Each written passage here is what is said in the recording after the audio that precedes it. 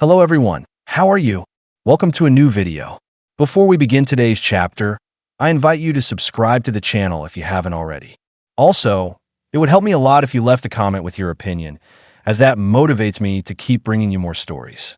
Now then, get comfortable and I'll leave you with the fanfic. Thud thud, thud. Kage-sensei, I can't help me, then no one can, mumbled a short, spiky blonde boy wearing an orange and blue tracksuit as he threw punches towards a wooden stump, keeping his punches at even speeds. Thud, thud, thud. All because Sasuke is an Uchiha and has a bloodline. Who cares, he's just another orphan with fancy eyes, screamed the blonde-haired boy as he threw a punch that had cracked the piece of wood in front of him before slowly turning to his side and sliding down the wood towards the ground covered in grass. Why? Why is it only me who has nobody? Why is it always Naruto Uzumaki who gets the short stick? Why only me, cried Naruto a bit as he wiped the tears away from his eyes as he huddled against the tree. Sniff, maybe if I win the Chunin exams, Kage-sensei will train me, said Naruto to himself, reigniting his spirit. Jumping to his feet, Naruto began to stretch. Yeah, that's it. Maybe if I win the Chunin exams, Kage-sensei will train me more than Sasuke, thought Naruto as he was getting into position to run. Gurgle.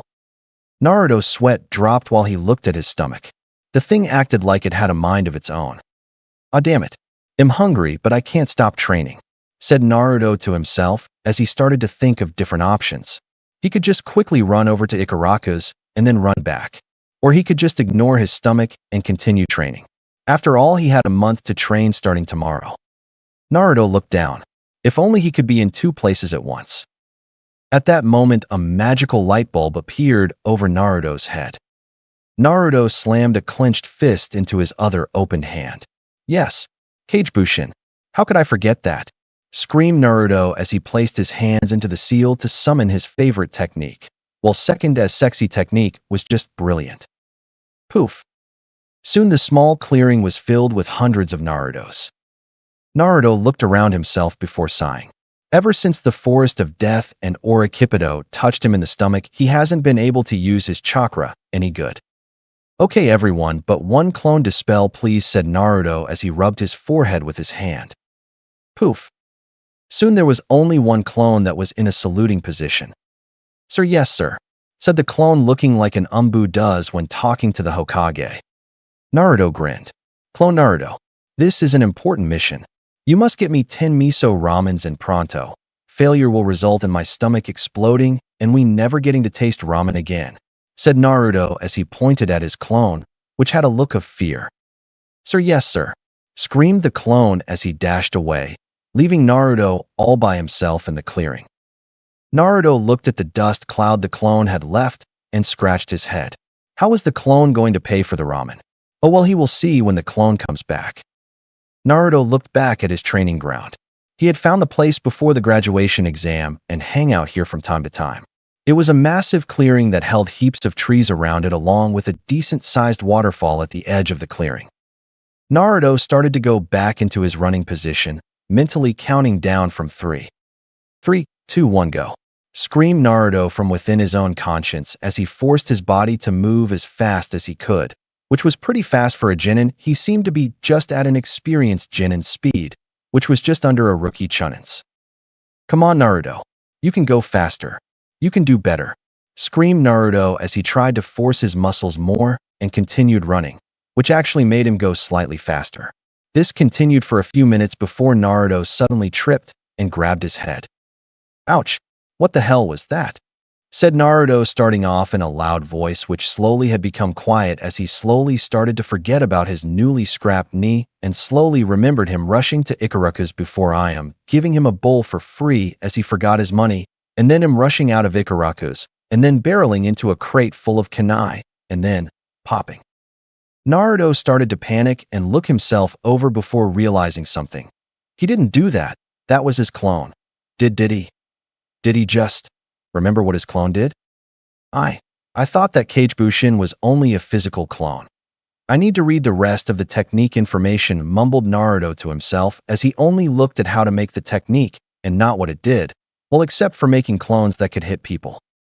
I'll just ask Gigi now instead, said Naruto as he left his special clearing towards the Hokage Tower, on the other side of the village. 3 hours later. I should have just run here, muttered Naruto, as it was now late evening. He walked up the stairs towards the Kage Tower. Looking up towards the top, he saw his Gigi. But before Naruto could call out to him, he disappeared. Well, looks like it was time for Operation FS. Well, it looks like I will need Operation Forbidden Scroll after all, said Naruto, as he sighed a bit. Continuing his walk, he went towards his objective. Walking around to the back of the Hokage Tower, Naruto's sweat dropped. The construction setup was still there which he had used to sneak in the first time, and so was the same window at the very top. Gigi was defiantly too old to be Hokage if he lets his ninjas forget the windows. Naruto saw the ledge that he had to grab and saw the ramp still there. Naruto once again got into a running position before sprinting up the ramp and launching him up and grabbing the ledge. Twisting his body around a bit, he saw the next platform he had to land on. Placing his feet on the rocky surface, he pushed against it while jumping towards the platform to make sure he didn't underjump it. Tucking into a ball position, Naruto rolled against the platform before coming to a stop right in the middle of the platform. Standing up, Naruto looked at the window that was right next to him. Poking his head in and moving it left and right, Naruto slowly entered the building, making sure to avoid the chattering of other shinobi within the building. Walking up to the Hokage's office, Naruto sent a hand inside of his orange jacket and pulled a key that he had. The key was special as it was a direct copy of the key his Gigi had, even down to the squiggly lines that adorn it. Placing the key into the keyhole, he slowly twisted it and quietly opened the door, quickly shutting it as quietly as he could. He quietly moved across the room towards the massive bookcase that held a lot of village secrets. Naruto, with key in hand, opened the bottom drawer and saw a keyhole near the back. Doing what he had done to the door, Naruto quietly twisted the key once he placed it inside the keyhole. Clink. Taking the key out, he watched as a hidden drawer appeared from the back of the bookcase. Inside was the Forbidden Scroll along with 3 scrolls with his name on it. While he knew that this was a new hiding place of the Forbidden Scroll, he was shocked that there were 3 scrolls addressed to him. Shrugging, he grabbed the 3 scrolls and placed them in his orange jacket. Grabbing the Forbidden Scroll, he quickly opened it up and fully read what the Kagebushin did. He was amazed that he didn't read this when he could have. His Kagebushin could be used for training, well, for anything other than physical training. In the scroll, it said that the technique was created by the second Hokage, Tobirama Senju, for spying technique, as you could send a Kagebushin to scout out an area before going in yourself. The reason this was a good espionage technique was because of the memory share, which lets the user gain all the memories from his Kagebushins when they dispelled. Although Naruto wouldn't have come to the training conclusion if he hadn't read that it could also be used for training and studying. Naruto was giddy. He could actually one-up Sasuke. Sure, while the team could copy any ninjantai, he couldn't actually learn the ins and outs of the technique. He could learn anything in a matter of hours.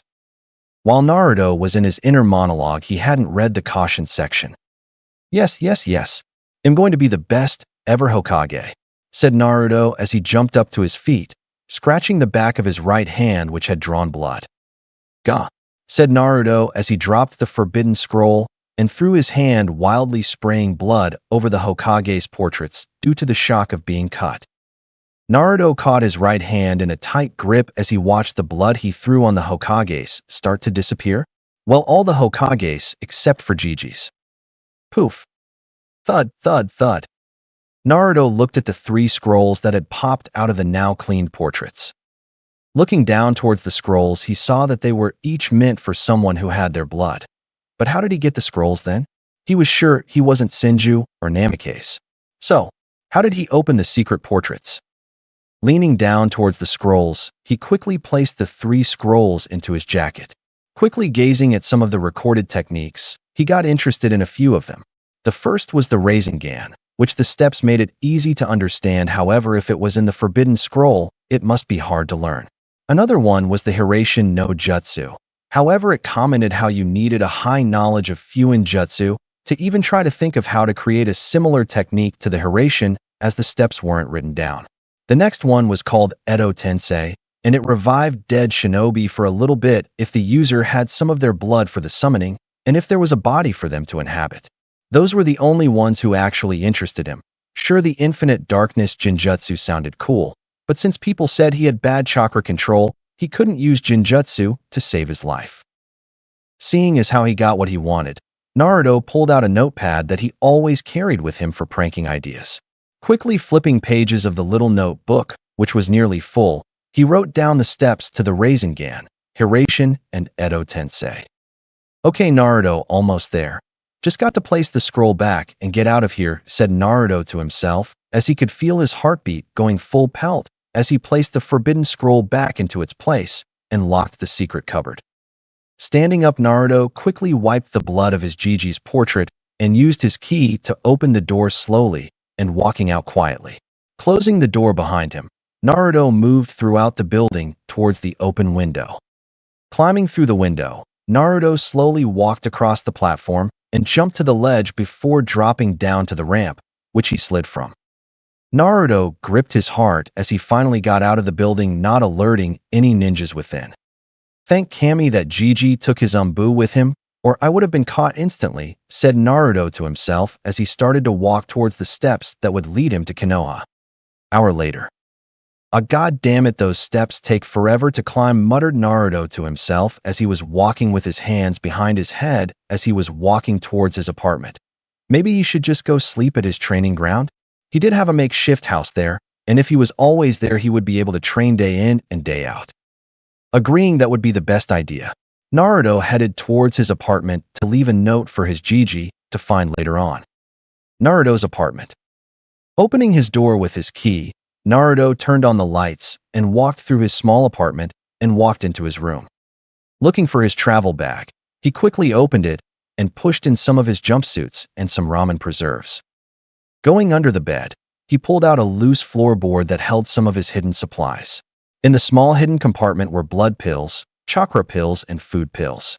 Each was self-explanatory. Blood pills made your body produce more blood, so that if you start bleeding badly, you could survive a little longer than normal, although it puts a huge stress on your body later on. The chakra pills replenished your chakra, however, each time you take it, and it increases the fatigue you will feel and the chakra exhaustion when you stop taking the pills after each time you run out of chakra.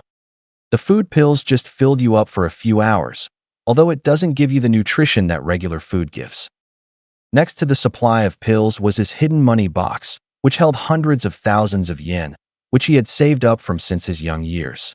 Along with the box of money was his fox mask. He didn't know why he had chosen that mask as a child, but it just seemed right at the time. Picking up the mask, he held it to his face and walked towards the bathroom and looked himself in the mirror. He tried to hide it, but it looked right on him for some reason. Throwing his fox umbu mask into his travel bag, he went back under the floorboard and grabbed his large supply of medical equipment, which was sealed in a scroll. He threw it into the bag as well. The reason for this is when Naruto was smaller, he used to patch up animals he found in the forests around or in Konoha, which eventually led him to learning some medical things for both animals and humans. It was kind of a hobby of Naruto's. Seeing as he was done moving his items, he closed the bag before standing up and walking towards his apartment's entrance. Turning off the light as he walked past, he closed the door behind him and locked it. Naruto started to walk towards the training grounds, making the passing ninjas think that he was going to train at one of the regular training grounds. Walking past all the training grounds, he started to sprint towards his secret place. With an hour of sprinting, Naruto finally reached his secret training ground. Well, I might as well sleep now as it's becoming dark, said Naruto as he looked towards the sky, which had just started to show some stars above. 8 hours later. Yawn. Why did I have to wake myself up so early? Groaned Naruto as he fell of his hand, made hammock hidden within the cave behind the waterfall. Naruto looked at himself and shuffled his jacket a little and felt all the scrolls he still had on him.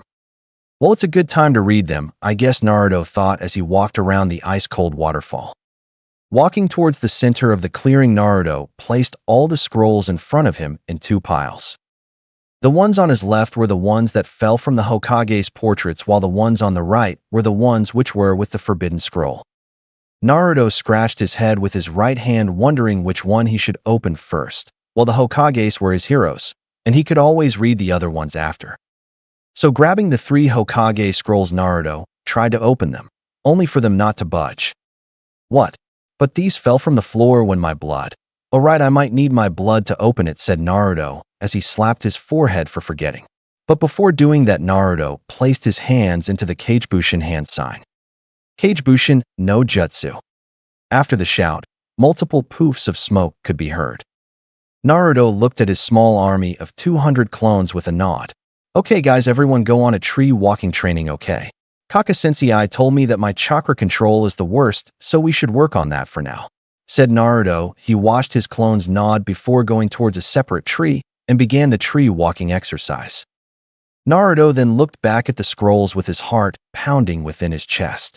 Slowly bringing his right hand up towards his mouth, he sent some chakra into his canine tooth and bit his thumb. He quickly drizzled the scrolls in his blood before the wound healed itself. Suddenly 3 poofs sounded off, and what appeared shocked Naruto to his core. The 3 dead Hokage. The first Hokage, Hashirama Senju. The second Hokage, and Hashirama's brother Tobirama Senju. And finally his personal favorite out of all the Hokages, the 4th Hokage, Minato Namikaze. 3 living legends stood in front of Naruto, and he could not believe it before his mind popped up and thought of something. Ah, ghost, screamed Naruto as he dived into the lake head first, which brought a sweat drop from the 4th Hokage for some reason. The Kages looked at each other before looking at the scrolls on the ground, and was shocked that all 3 of them appeared. Especially Minato, as he was sure that if his scroll was used at Naruto would only be able to use his. He wasn't expecting him to be able to summon the 1st and 2nd Hokage, but that means that Naruto was related to the first 2 Kage.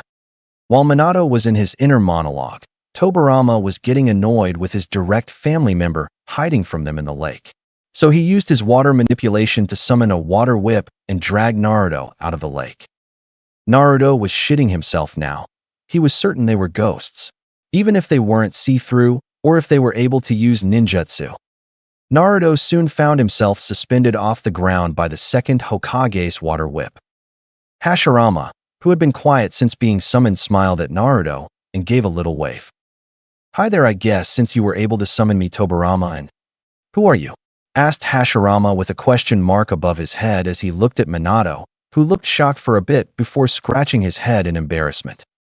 Oh right, never met. My name's Minato Namikaze, 4th Hokage, said Minato as he turned his back to Hashirama and Tobirama, showing his Hadori to them both, along with Naruto, who was having a fanboy moment. Who cares if they were ghosts? That was one cool Hadori in pose. Hashirama seemed to nod before he realized something. Okay, if you're the 4th Hokage and you're dead, then who is the 5th? Asked Hashirama with his head tilted a bit, while Tobirama simply rose an eyebrow, also wondering who. Minato scratched his head as he actually didn't know. However, he was saved by Naruto. Gigi's the Hokage, said Naruto with his arms folded as he was still suspended midair and upside down. Hashirama looked at Naruto and asked who this Gigi was. Naruto looked confused at how Hashirama didn't know who Gigi was, but then again he forgot that not everyone knew that he could the 3rd Hokage granddad. Oh, he's the 3rd Hokage, and even though he's an old man, he's still cool, said Naruto as he was slightly starting to feel all the blood going to his head and giving him a headache. Looking towards the 2nd Hokage, Naruto asked him to let him down, which the 2nd Hokage thought of for a bit, before reluctantly letting the boy go, only to watch as Naruto fell head first into the ground. Ow! What the hell was that for Databeo? Said Naruto, letting his verbal tick pop up by accident. For some strange reason, the 4th Hokage smiled at his verbal tick. Tobirama looked at Naruto for a bit before turning to his brother. He's from your side of the family, said Tobirama, making Hashirama laugh along with Minato. Naruto just watched as 2 of the 3 Kage laughed a bit before getting annoyed. Hey, can you please tell me how you are alive? Asked Naruto as he pointed towards the Kages, who nodded their heads. Hashirama stepped forward as he began to explain. Okay, so as you see, you managed to release us 3 from the 3 scrolls in front of you, which means you are related to us, either by your father or your mother. said Hashirama as he stepped back and watched as Tobirama moved forward. In basic, since you are blood family. As such, we had created these scrolls for our family if they needed help in any situation. So why did you summon us? Asked Tobirama as he watched Naruto scratch his head a bit. Well, I kind of accidentally found these scrolls when I went to see what the Kagebushin really did, said Naruto, grinning a bit before seeing shock appear on the second Hokage's face. Tobirama moved forward along with the other Kages, which made Naruto somewhat have some fear wash over him. Tobirama looked him dead in the eye. Why would you need to know what the Kagebushin does? You shouldn't be able to even attempt it with your currently low levels of chakra and lack of control, said Tobirama, as he saw Naruto look at him confused before pointing at the general direction of his clones. When the previous Hokage saw the amount of clones there were, they panicked. Naruto, dispel your clones. One at a Tobirama was cut off by the sounds of hundreds of poofs. All the Kage looked at Naruto, expecting to be on the floor dead from all the strain of the Kagebushins exploding at the same times and Naruto experiencing their collective memories. Naruto just stared at the three Kage with his head tilted. He didn't feel anything other than a better sense of control over his chakra, which for some reason made him more relaxed instead of more hyper. What? Asked Naruto as he looked at the shocked faces of all the Kage in front of him. How, mumbled Tobirama as he watched Naruto stand like he wasn't affected by the strain of the Kagebushins. Hashirama simply grinned. If Naruto was able to survive that and not feel a thing, he could be the next Kami no Shinobi in a few years. Minato smiled proudly. His son was as tough as diamonds if he could survive that, and looked like it didn't bother him. Tobirama soon got over his shock. Well, it seems that training you for the next month will be quite entertaining, said Tobirama with a grin stretching across his face, which was mirrored by the other Kage. Naruto suddenly felt like he was walking into hell. Faster, Naruto! Screamed Minato as he threw his Hiraishin Kunai towards Naruto, who was running on nothing but fumes. It has been 10 days since Naruto's training had begun, and the Kages were impressed at Naruto's learning rate, even without the clones helping him with nearly everything. When the Kages first began training Naruto, they noticed that he didn't have any survivor skills. They found this out when they sent him to get some food for himself, as they were nothing but upgraded Kagebushin, as Naruto learned after their first meeting. The Kages waited for half an hour before finding Naruto battling 3 grizzly bears that were a few miles out from their location. How did Naruto get a few miles away while looking for food? They will never know.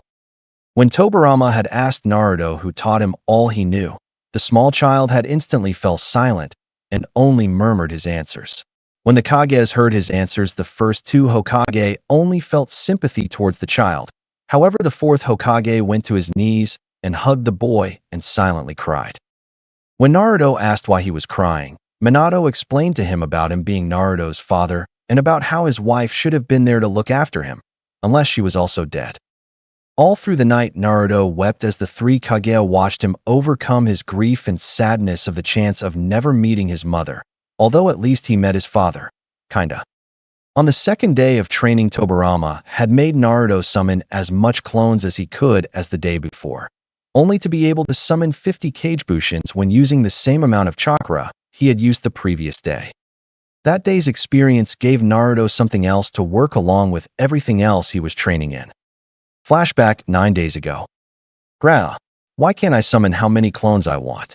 I know my control was heaps better than yesterday, even if it was only like 15 minutes worth of chakra control, said Naruto loudly as he continued trying to summon 200 clones like the day before, but no matter what, he wasn't able to summon over 100 clones at max.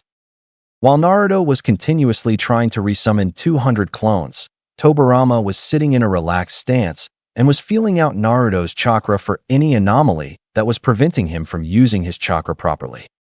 Tobirama sensed how Naruto's chakra would emerge from his stomach and noticed something. His chakra was being scrambled from his core. Standing up, Tobirama called Hashirama and Minato towards him and Naruto, who had taken to sitting down onto the ground after another failed attempt. Tobirama looked at Naruto for a bit before lifting his jacket and shirt up, exposing his stomach to the 3 Kages. For Hashirama, he had no clue what he was looking at. Sure, his wife Mito had taught him some sealing, but he had always fallen asleep during her lectures. For Tobirama, It was an ingenious seal that would disrupt a person's chakra, and if they were a Jinchuriki, would block them from accessing their tailed beast's energy. However, since it was new to Tobirama, it would take him a while to learn the counter seal for it. However, for Minato, it was simple. Moving his hand towards Naruto's stomach, he placed his hand on the 5-pronged seal and slowly twisted the seal open. However, Minato noticed a seal behind the 5-pronged seal, and if he was correct, it was a bloodline blocking seal, used when a child gains an ability that no one wants them to know about. The only ones who knew that technique were the clan heads and the Hokage. Probably Danzo as well. Naruto, I am going to unseal your chakra and another seal that shouldn't be on you, okay? Said Minato, looking straight at Naruto's eyes, who gave him a nod in return. With all the insurance he needed, he quickly spun his hand counterclockwise and broke both seals that had taken place on Naruto's stomach. After making sure that the QB seal was not harmed, he went to the other Kages. Naruto just watched as he could feel his chakra getting back to normal, along with noticing that his whisker marks disappeared from his face while looking at a puddle next to him. He watched as the Kages all sent glances at him through most of their conversation. Deciding to relax a bit, Naruto laid down and closed his eyes, only to be able to somehow see the 3 Kages in a sort of mind map. While he was looking through his mind map, he watched as the Kage moved towards him before they held something out to him. Naruto opened his eyes and saw a blank piece of paper being held above him. Turning his eyes to the Kage, Hashirama started to explain. Okay, Naruto. The paper in front of your face is called chakra paper. Chakra paper comes from trees that are fed chakra over a prolonged amount of time and can identify someone's chakra type when the person inserts their own chakra into the paper. So all we need you to do is send some chakra into the paper and see your elements, said Hashirama as he watched as Naruto took the paper out of his hand. The Kages watched in anticipation as Naruto used a bit of his chakra and placed it within the special paper. Soon the paper split into 3 separate pieces. The first piece was completely covered in water. The second piece had turned into pure dirt, and the third piece was zapping the entire paper and making it close up into a ball. The Kages just watched as Naruto had 4 elements: wind, water, earth, and lightning. But before any of them could tell Naruto what his elements were, the water and earth pieces slipped through Naruto's fingers and fell to the ground, where they merged into a small plant. At this, Hashirama just jumped with joy. He finally had someone to pass his teachings on to. However, he could only do it for 30 days. Present. Naruto, you can do better, said Minato as he teleported around the clearing and threw more kunai at Naruto, as he was also dodging small water dragons and wood dragons. Naruto looked at all his teachers with evil eyes as he continued to dodge all the attacks his senseis had thrown at him. Naruto had looked back at how this training helped him. Hashirama, Minato, and Tobirama had made his clones train in elemental manipulation for all his elements, which was around 50 clones per group. Then Hashirama's medical training, which Naruto enjoyed very much. Tobirama's chakra control training, which had him soaked to the bone as he had to do waterfall climbing while carrying the 3 pervious Kage on his back, which annoyed the hell out of him. Then his 2 Sans Taijutsu training, which actually fit him. Then were Fuinjutsu lessons between Tobirama and Minato, along with slight insight into space-time ninjutsu, his now new favorite subject. Because of those training sessions, he had been able to rise from solid Genin to mid-Chunin in skills. Experience? About mid-Genin. This brought his overall stats to about high Genin. Naruto watched as he continued to dodge all his sensei's attacks, and slowly a grin formed on his face. He would so kick Niji's ass. Chunin Exam Final Stadium. Everyone there for the Chunin exams was a buzz. They Chunin exams were held every 6 months in each hidden village so that the Kages could show off their up-and-coming shinobi to future employers and future enemies. The 3rd Hokage gave a sigh. It had been 1 whole month since he had seen Naruto Uzumaki, and he was getting worried. He had arranged Jiraiya meet him and train him for the Chunin exams when he heard that Kakashi was training the Uchiha, but alas, Jiraiya didn't want to, and now Naruto probably stood no chance. Hiruzen looked up and saw that everyone was getting restless. He would need to start the Chunin exams soon or people would become angry and it would affect Konoha badly. Looking towards the contestants, he saw that there was only 6 in total standing there.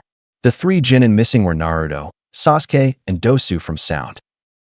If Sasuke was to come late, people would force him into giving the Uchiha more time to appear, but if Naruto was late by even a nanosecond, he would be disqualified. Hiruzen sighed. It looked like Naruto wouldn't be able to try gain position of Chunin. Walking towards the edge of the balcony and putting a face on as he noticed the Kazekage enter the Kage booth with his 2 guards, he called out towards the fans. The Chunin exams will now begin, screamed Hiruzen as he watched the crowd go wild from his proclaim. Walking back a bit, he sat down on his chair waiting for the fights. Soon the protector of the Chunin exams walked in front of the group of genin. The man had shoulder-length hair which hanged around his face and brown eyes. The most noticeable thing was that he wore his forehead protector like a bandana, and he had a senbon in his mouth. His clothing was just the general Jonin uniform. Gunma lazily looked around before nodding to himself. All genin except for Naruto, Uzumaki, and Neji Hyuga go to the waiting area, said Gunma, as he watched most of the genin walk off except for Neji. Neji had black hair that was tied up into a loose ponytail, which had reached mid-back. Neji wore a black forehead protector that he wore snugly over his forehead. He wore a khaki shirt, under which he wore a dull blue shirt with mesh armor underneath it, dark brown shorts, and blue shinobi sandals. He also had bandages wrapped around his right arm, chest, and right leg. Neji stood with his arms crossed for a few seconds before smirking. The fool Naruto probably ran or died during the month break. Gunma looked around and couldn't see the blonde boy anywhere, so with a sigh, he went to call Neji the winner. Winner due to disqualification. Neji Gunma was cut off from when a kunai landed in front of his feet, moving his eyes into the direction of where the kunai had come from. He had noticed a lone figure standing on top of the cage box. The figure looked like a Jonin with an Umbu mask. The figure wore the standard Jonin uniform, although without the Chunin flat jacket, as he noticed it hadn't held the Uzumaki emblem on the back. But what Gunma noticed about the Umbu mask was which animal it represented. He knew from some colleagues that no one would even think of wearing that type of mask. It was a fox mask. Soon the figure free fell from the cage box roof and landed in a slight crouch with nearly without any sound coming from the impact. Gunma looked at the man for a bit before noticing the blonde hair. Then he grinned. "Are you Naruto Uzumaki?" asked Gunma as he watched as the now named Naruto tilt his head a bit. "What gave me away?" asked Naruto as he removed his mask and secured it to his hip via belt. Gunma just looked at the kid and smirked. Walking back towards the center of the arena, he stood in between the 2 genin. Raising his hand up, he looked at both sides and then brought his hand down. Both contestants looked at each other, not moving a muscle as a light wind ruffled their hair, even when their fight was started. Naruto looked at Neji with nothing but a blank face as he moved his arms up to his chest and wrapped them up, confusing Neji before he shrugged it off and began to give his opponent some verbal abuse. "You know changing your cloths won't do anything dead last. Fate has chosen me to win this fight. After all, who would support a worthless nobody peasant," said Neji as he smirked, waiting for Naruto's outburst. However, it was only silence before Naruto spoke a few words. "At least I'm not a slave," said Naruto in a whisper that somehow reached everyone's ears, especially Neji's, who had started to see blood. "What did you say, peasant?" muttered Neji as he clenched and unclenched his hands as he formed them into tight fists before releasing them and repeating the process. Naruto looked at him straight in his eyes before saying the words he had not spoken just moments ago. "At least I'm not a slave," said Naruto in a louder voice as he watched Neji tense his legs before sprinting at him, only to fall down to his knees while holding his stomach. Seems his attack worked. Walking up to Neji, he quickly sent some strikes to his shoulders and back before standing back a little and admiring his work. Neji couldn't believe what had happened. He started to run, only to feel his head swim along with his stomach feeling like someone was piercing it with a kunai. Next thing he knew was Naruto stopping his arms from moving along with his legs. Looking up towards Naruto, he gnashed his teeth as he stared into Naruto's eyes. How did you beat me?" asked Neji as medic Neens rushed towards his location ready to pick him up and take him towards the medical booth near the Genin stand. Naruto just looked at him for a moment, before turning towards the Genin stand, leaving Neji clueless about how he was defeated. Neji just looked at Naruto's back with anger. How dare this peasant do this to him? Trying to get up, Neji then felt all the muscles of his arms rip. "Eh!"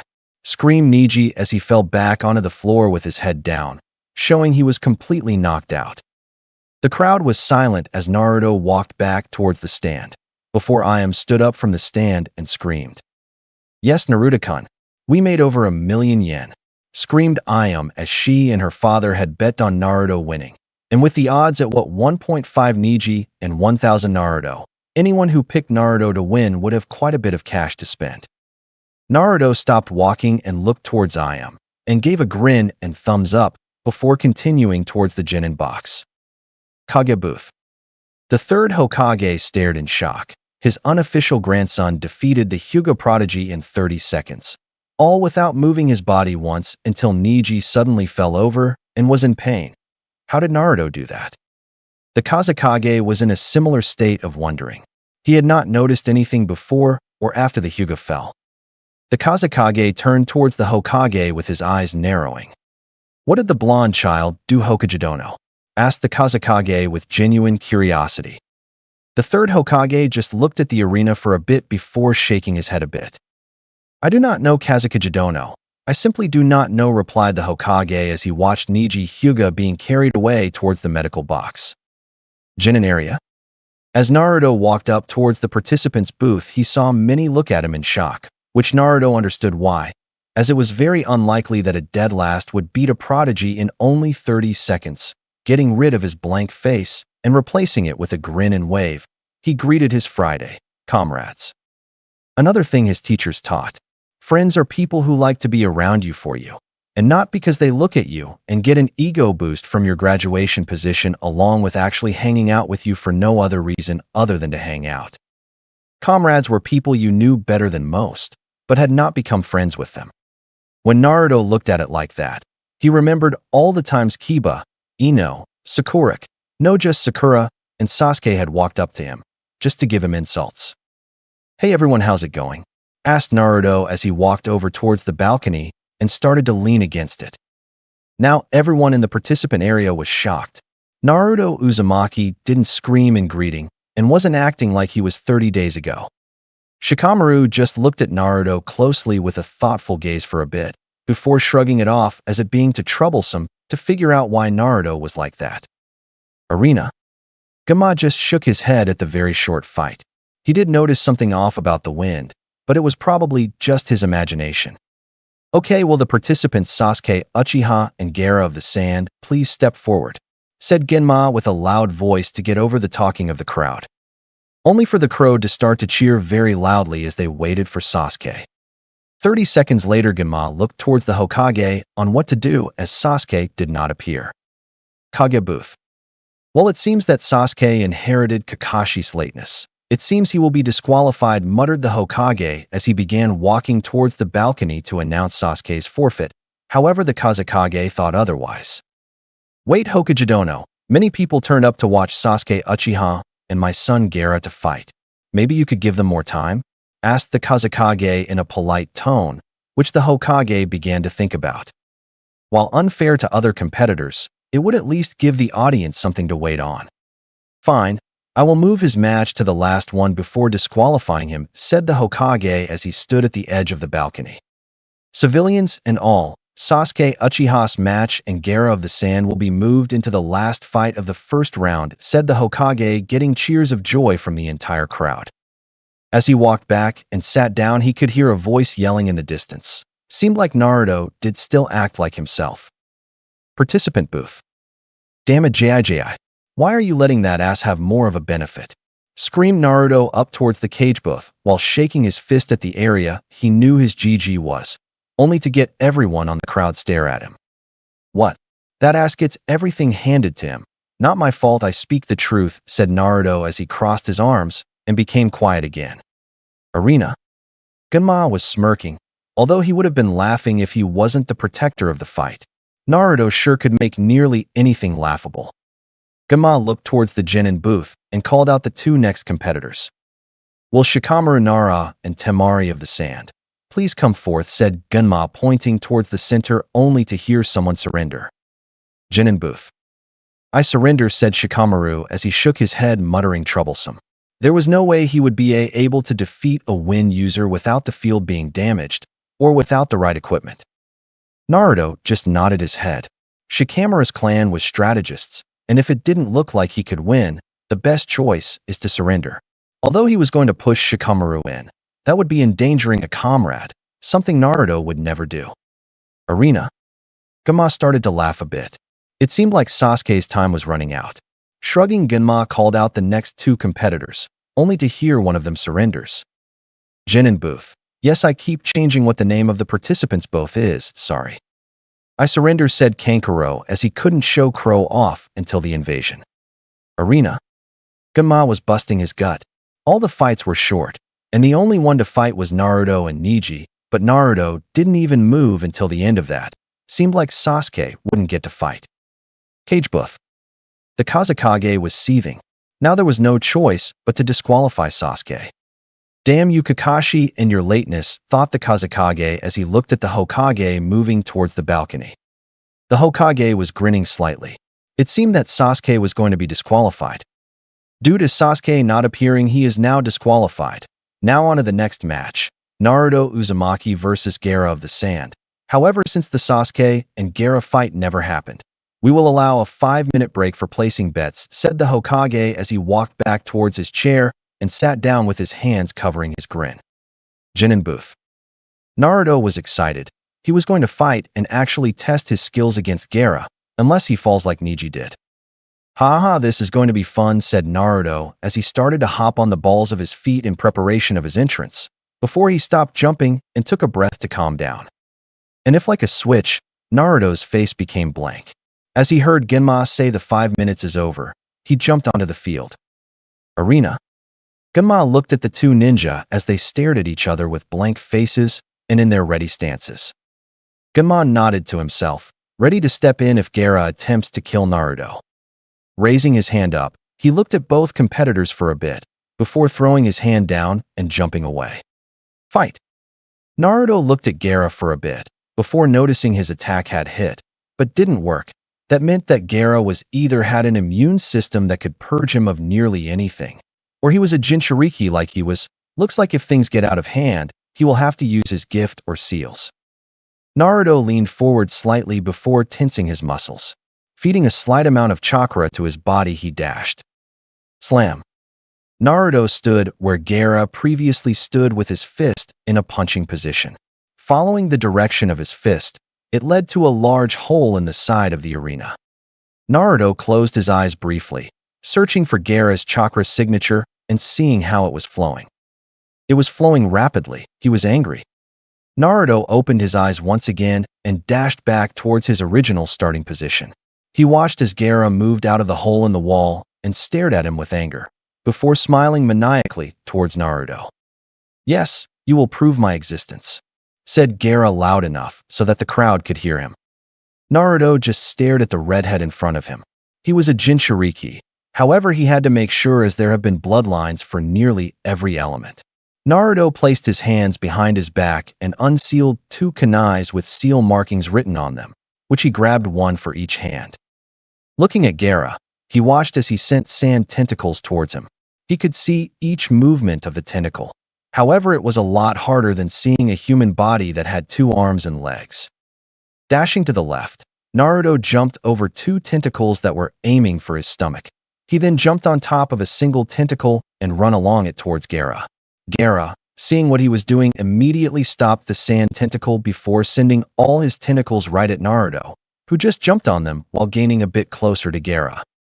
Naruto, seeing how he was close enough, jumped up towards the sky, blending him in with the sun's shine. Ceiling, 2-point barrier. Throwing the 2 kunai at Gaara's left and right, he watched as the kunai glowed before having a blue barrier appear around him. Gaara tried to move. He tried to fight the barrier, but could only feel himself getting weaker. When Naruto landed, he quickly went through a few hand signs. Ceiling, 5 elemental seal. screamed Naruto as he charged forward, making sure his barrier ran out of chakra just before he touched it.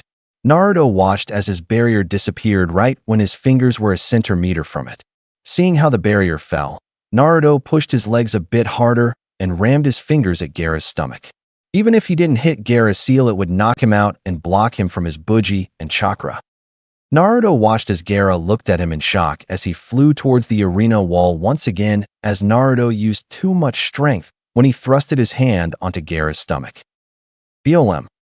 The familiar smashing of a wall was heard by all. Gamma, who had decided to check on Gaara's condition slowly, pried the young redhead out of the arena wall.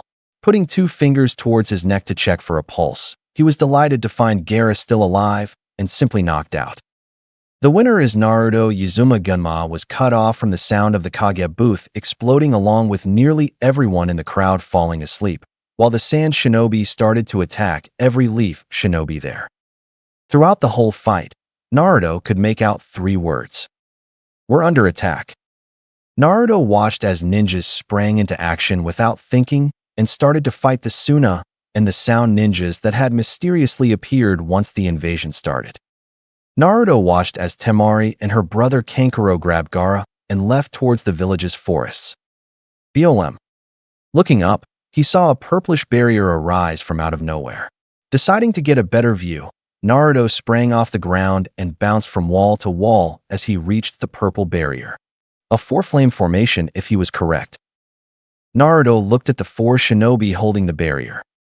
The first one he had seen was a rather fat one. He had orange eyes and 3 tufts of orange hair on his head and a mohawk of sorts that ran down the middle and 2 similar styled tufts of hair at the side.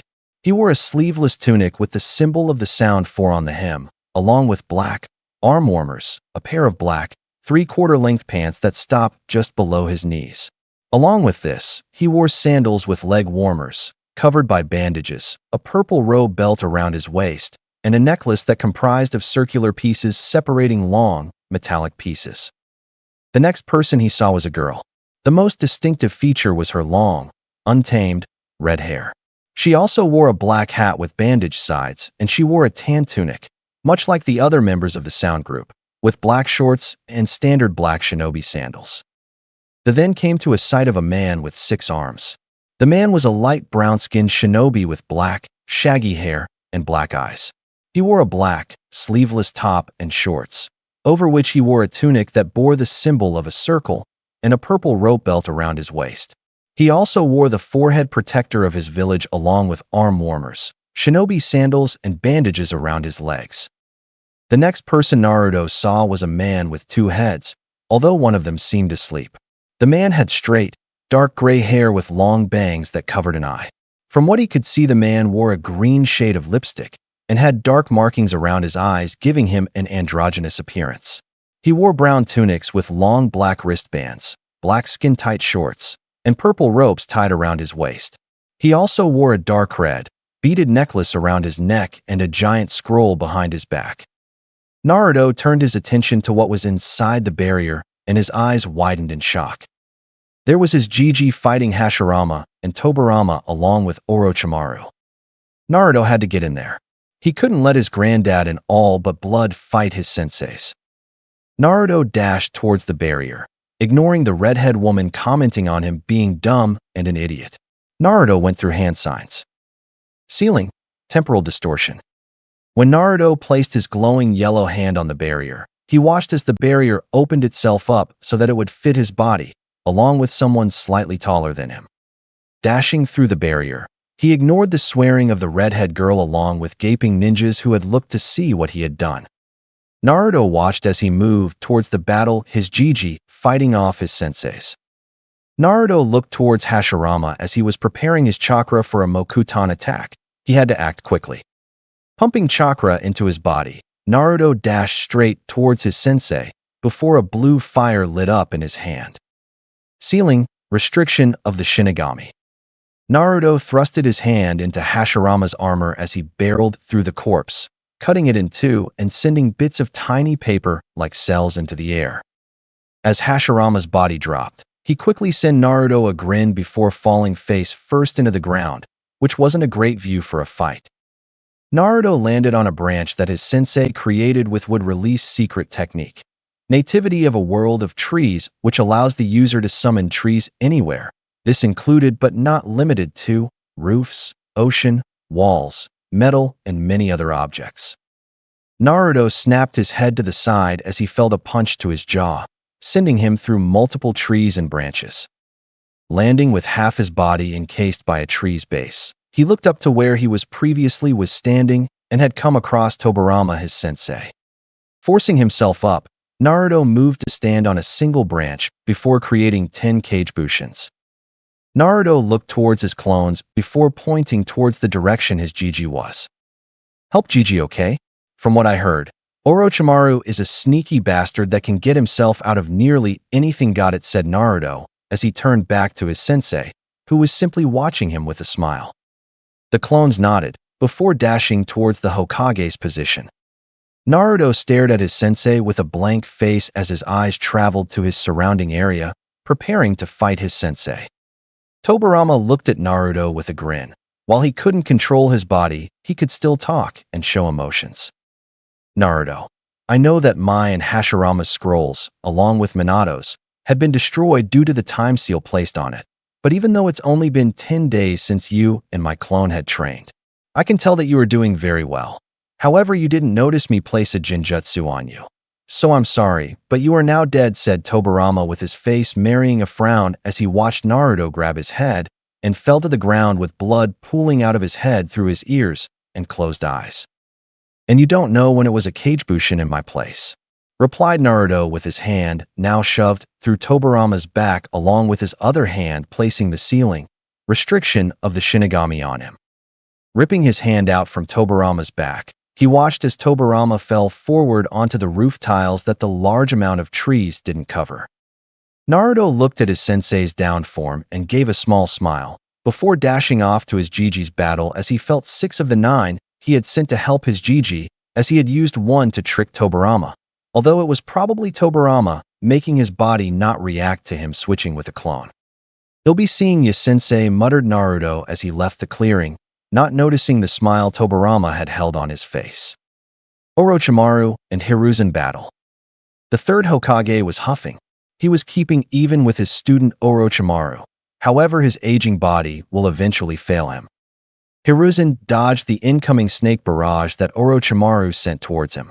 He watched as a Naruto clone kicked a stray snake away from him before being dispelled by Orochimaru, who had jumped towards him and sent a neck-snapping kick.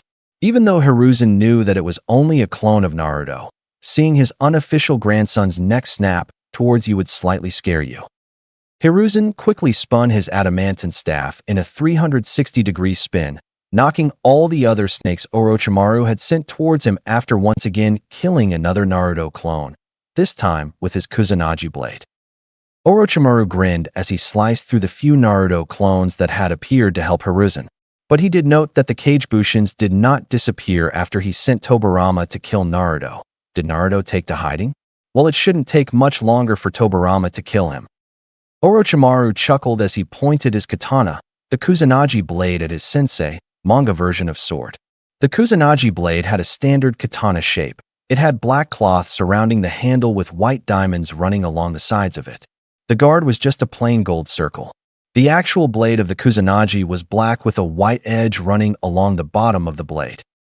"Hiruzen, time to die," said Orochimaru as he dashed towards his sensei with his sword forward, only to get a snapping kick to the back of his head, which sent him flying towards the barrier, only to be saved by one of his snakes he had summoned mid-fight. Orochimaru looked to who had attacked him and looked shocked.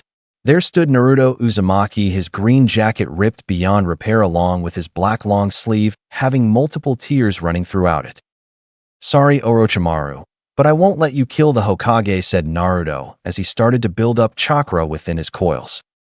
"As a shinobi of Konoha, it's my duty to protect the great will of fire.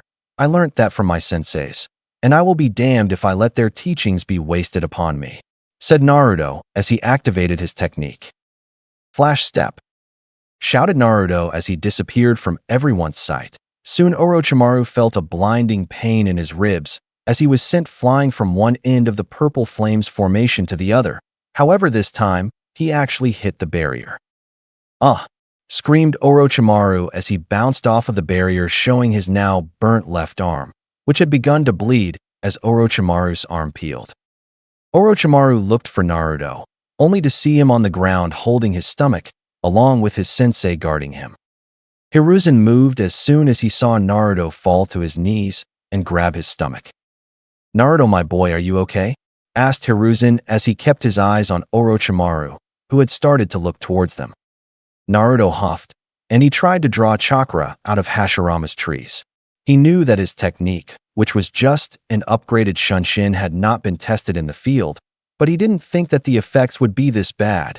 He hadn't taken into the account of the uneven flooring, which had forced him to change directions several times within his single flash step. "Yeah, I'm fine. Just going to have to gather some chakra." "You wouldn't have a chakra pill on you?" asked Naruto as he watched his Gigi drop a single pill onto a tile in front of him. Nodding gratefully towards his Gigi, he swallowed the pill and instantly felt his chakra start to return. He was definitely going to get put into the hospital for chakra exhaustion. Standing up, Naruto quickly flared his chakra to start healing his minor wounds at a faster rate, as he already had Kyuubi's chakra healing him. Naruto looked towards Orochimaru, noticing something that he didn't notice before while he was gathering some chakra. The Kusanagi wasn't in Orochimaru's hand. Naruto heard a swish behind him and widened his eyes. The Kusanagi blade was flying towards his Gigi. Naruto jumped forward and pushed him out of the way, surprising the Hokage as he watched Naruto get the Kusanagi pulled through him. Hiruzen watched as Naruto passed out from the pain of having a sword go through his left shoulder. Orochimaru grew even more pissed. He was aiming for his sensei, but the brat had pushed him out of the way and instead gotten himself stabbed. Orochimaru watched as Hiruzen suddenly started to cough blood out from his mouth. It seemed the Kusanagi blade's poison was finally taking its effect. Hiruzen covered his mouth with a hand as he coughed out blood, which some of it landed on Naruto's face. He was going to die without medical treatment, and if he died, Orochimaru could kill Naruto afterwards. He knew what he was going to do. Looking towards his student, Hiruzen hardened his eyes as he started to go through a chain of hand signs. Looking fiercely towards Orochimaru's eyes, Hiruzen had flashbacks of how his student started and how he had ended, and could only become more determined as he watched through all of the innocent people being used as guinea pigs by him. "Orochimaru, too long have I let you live. As my final act of Hokage, I will kill you by taking you to hell with me," shouted Hiruzen towards the end of his speech as he finished his hand signs. Orochimaru, who had noticed what jutsu used those hand signs, widened his eyes in fear. Throwing the Kusanagi blade towards Hiruzen before he completed the jutsu, he watched as Gunma had deflected the katana before dispersing due to limited chakra. "Dead demon consuming seal," shouted Hiruzen as the specter of the Shinigami started to appear, before getting feeling someone swapping places with him using the replacement technique. Hiruzen looked towards the Shinigami he had summoned and widened his eyes when he saw the specter's hand being placed through Naruto's stomach. The Shinigami was a translucent giant specter with a demonic visage. It was much larger than an average human, possessing long, shaggy white hair, from which 2 red horns protrude, and dark grayish-blue-colored skin. It is draped in large white garments and carries a set of prayer beads. The Shinigami also had a tanto in its mouth. The Shinigami stared at Naruto with squinted eyes. "Why have you summoned me, human?" asked the Shinigami as he looked towards the blonde child in front of him. He did look familiar, though. Naruto looked ahead as he stared into Orochimaru's eyes. "I want to seal Orochimaru into you," said Naruto as he watched the figure look towards Orochimaru and squint a bit harder before opening his eyes back to normal. "Ah yes, the one who avoids me by transferring Bodis," muttered the Shinigami. Naruto quickly formed his hands into a certain hand sign, which made the remaining Naruto clones paralyses Orochimaru with multiple seals that he made the clones prepare during his and Hiruzen battle against Orochimaru. Naruto looked towards the Shinigami before nodding. He watched as the Shinigami's ghostly hand shot through him and straight at Orochimaru as he was attempting to move only to fail. As the ghostly hand grabbed Orochimaru and started to pull his spirit out, Orochimaru decided to become a bastard. "I will not die here," screamed Orochimaru as he made his discarded Kusanagi blade once again sail towards Naruto, who had only widened his eyes before feeling the blade punch right through his right lung.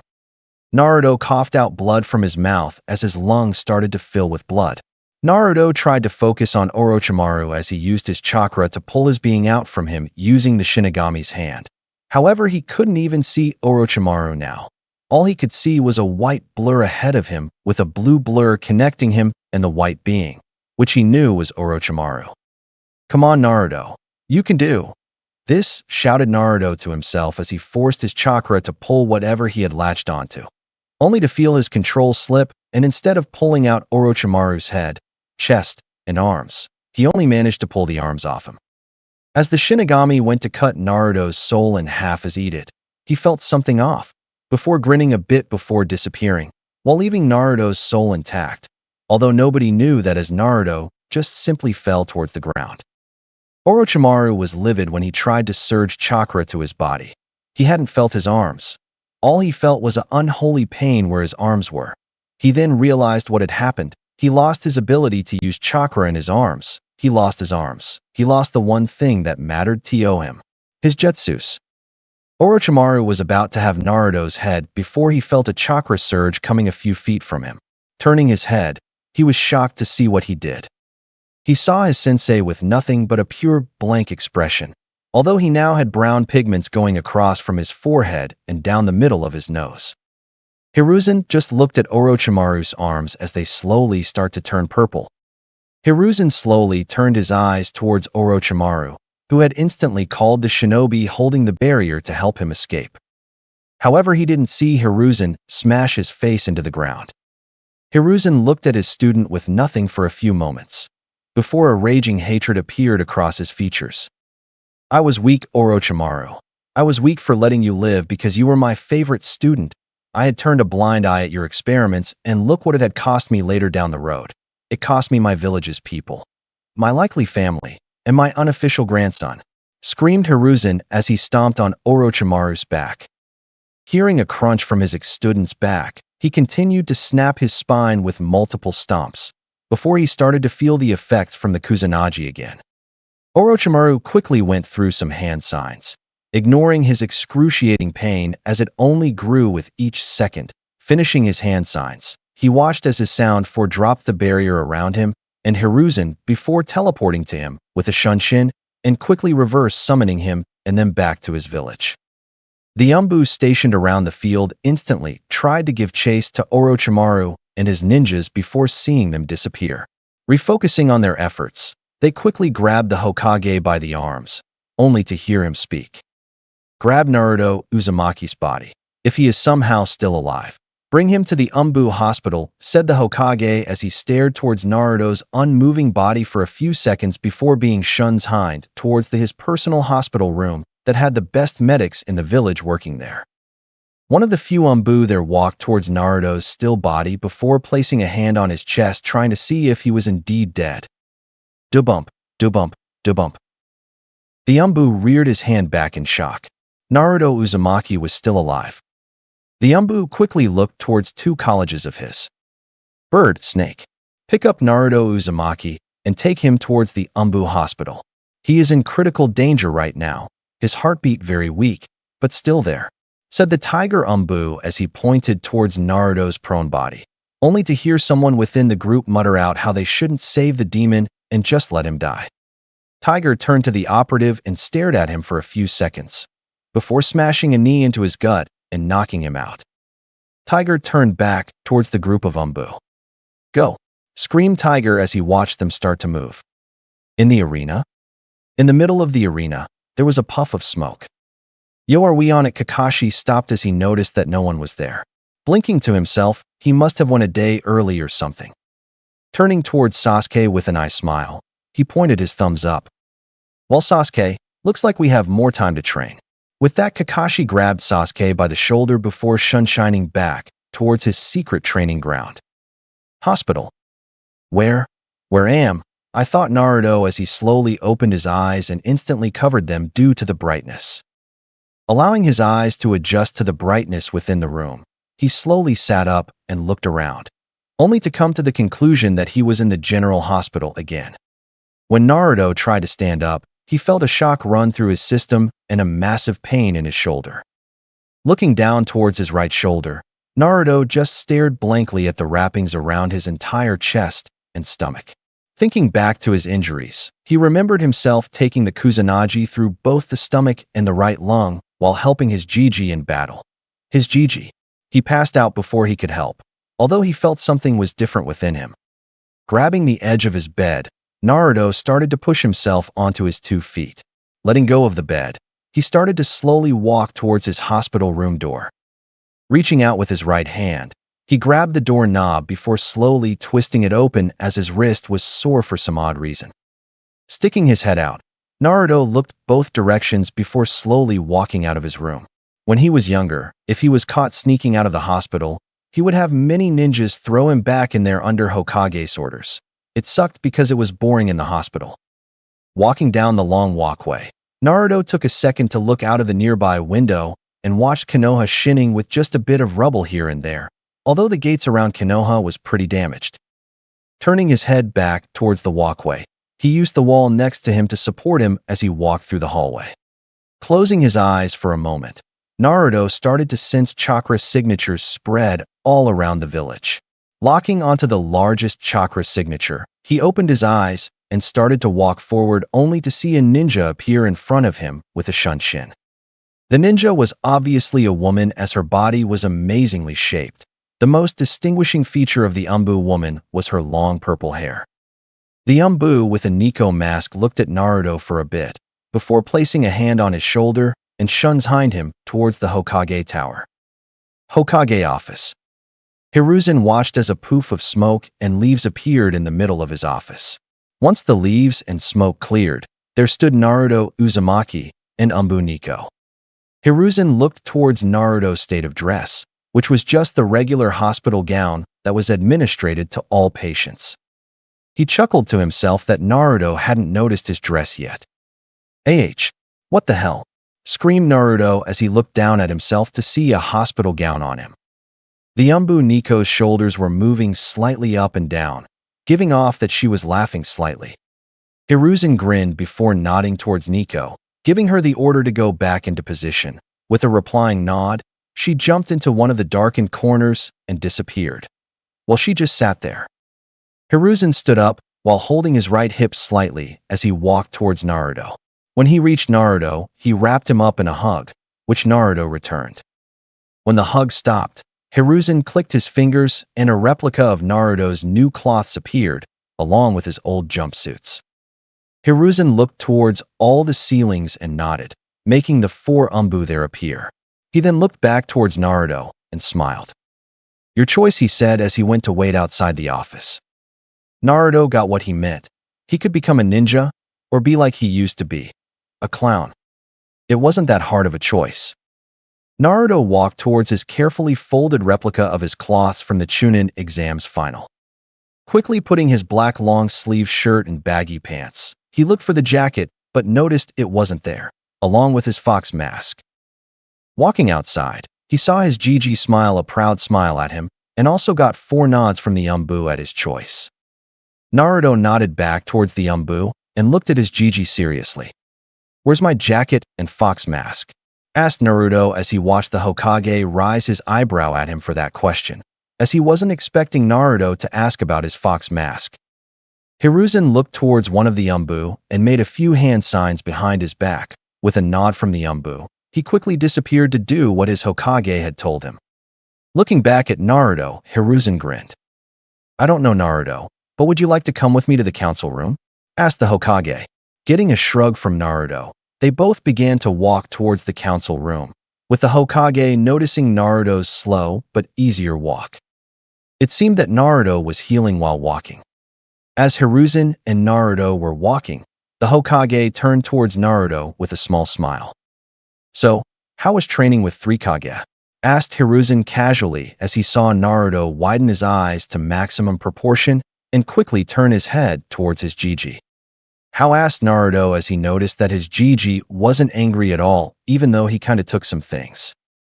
I saw through the crystal ball of your training at times. Good job, by the way. Maybe in a few years you could actually gain the title of Hokage, said Hiruzen as he and Naruto walked towards the council room.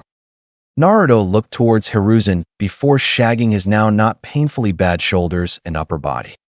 So you know that I stole my parents' scrolls along with going through the forbidden scroll again, right?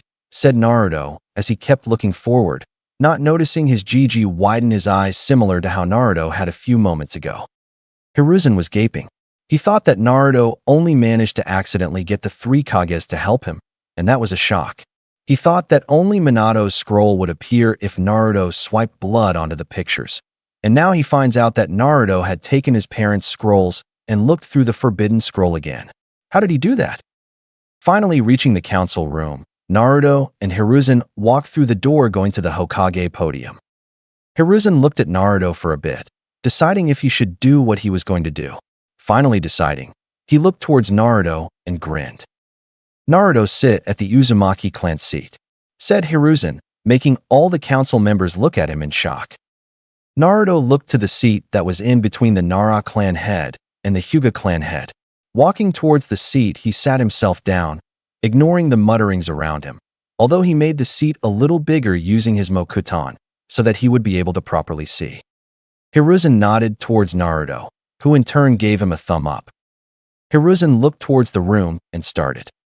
We are here today to discuss promotions for a few genin who had gone above and beyond what was expected of them. So the names are Shikamaru Nara, Shino Aburame, and Naruto Uzumaki, said Hiruzen as he tried to start the voting. He was interrupted by a civilian council member. What about Uchiha-sama and my daughter? They deserves the promotion, screamed a banshee or a woman with pink hair and green eyes, similar to Sakura Haruno.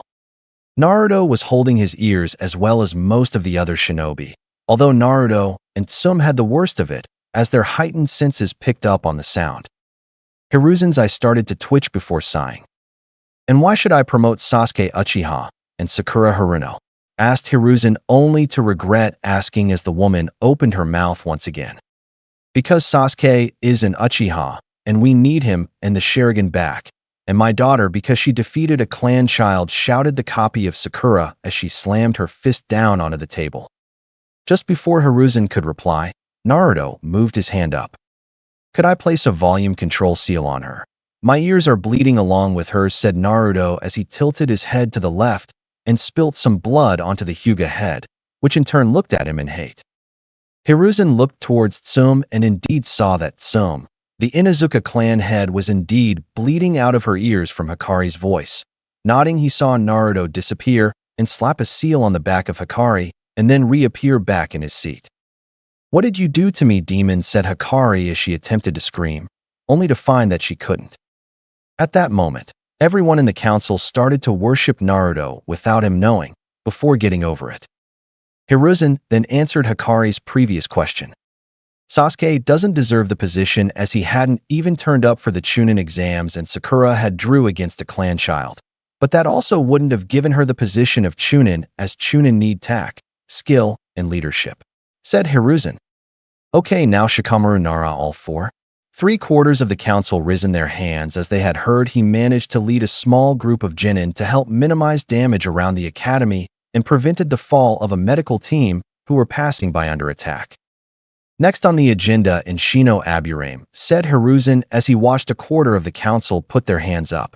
It was known that Shino also helped with Shikamaru, just not as much, although most of the medical team did continue living due to a very smart bug clone squad, which was made out to be the medical team. Hiruzen then nodded towards Naruto. And finally Naruto Uzumaki, said Hiruzen as he watched both the shinobi and civilian side of the council didn't raise their hand at all. Naruto looked at them with a little bit of wonder before shrugging. There was always field promotion or other methods. Hiruzen raised his eyebrow at everyone keeping their hands down for Naruto's promotion, wondering why. He voiced his concern. And why shouldn't Naruto get promoted? Asked Hiruzen as he watched the Hyuga head stand up. From what all his previous record, he was nothing but a prankster and the dead last of his generation. Now while I had indeed seen his Chunin exams fights, They were obviously staged, as not even I could defeat Niji that fast. Hiruzen tilted his head before looking towards Shikaka Nara. The man stood up and gave a sigh. Naruto Uzumaki's personality and characteristics don't show a competent leader at all, and he does not show any ounce of tactics, which could get his team killed, said Shikaku. Hiruzen started to think about how Naruto not only saved them, but indirectly take out their opponent's Jinchuriki and saved him from dying at the hands of his senseis and student. Naruto sighed. Looks like his personality that Tobirama had pointed out was definitely going to haunt him later on in life. Stupid sensei knowing everything. Hiruzen then looked towards his ceiling and nodded. He watched as a figure landed straight into the middle of the room. Umbu Tiger, should Naruto Uzumaki gain the promotion of Chunin? Asked Hiruzen as he watched Tiger get ready to talk. Yes, he should. He not only battled and defeated 2 opponents with ease, he also breached a flame formation barrier, which should have burnt anyone to a crisp at contact, and he then helped the Hokage battle weakened versions of Hashirama-sama and Tobirama-sama. Then helped Sandaime-sama with Orochimaru, and even took 2 sword stabs from Orochimaru to help Sandaime-sama. Personally, I would just have him join Umbu, said Tiger, as he felt his Umbu Commander Dragon shake his head in agreement. Gasps were heard throughout the council room. Naruto Uzumaki as an Umbu? What's next? The Sandaime actually accepting? The Sandaime actually thought about it for a moment, before calling the Umbu Commander out. Dragon, come out and state whether or not should Naruto Uzumaki join the Umbu Corps, said Hiruzen as he watched his Umbu Commander appear within a moment's notice. The Dragon Umbu was silent for a few moments before speaking. I think that Naruto Uzumaki should be implemented into Umbu. His skills are quite high compared to how he was 31 days ago, which brings me to wonder what he did. However, I recommend he join Umbu, said the dragon masked man as he then looked towards his Hokage. Naruto was just absorbing it all in. He might get recommended for Umbu.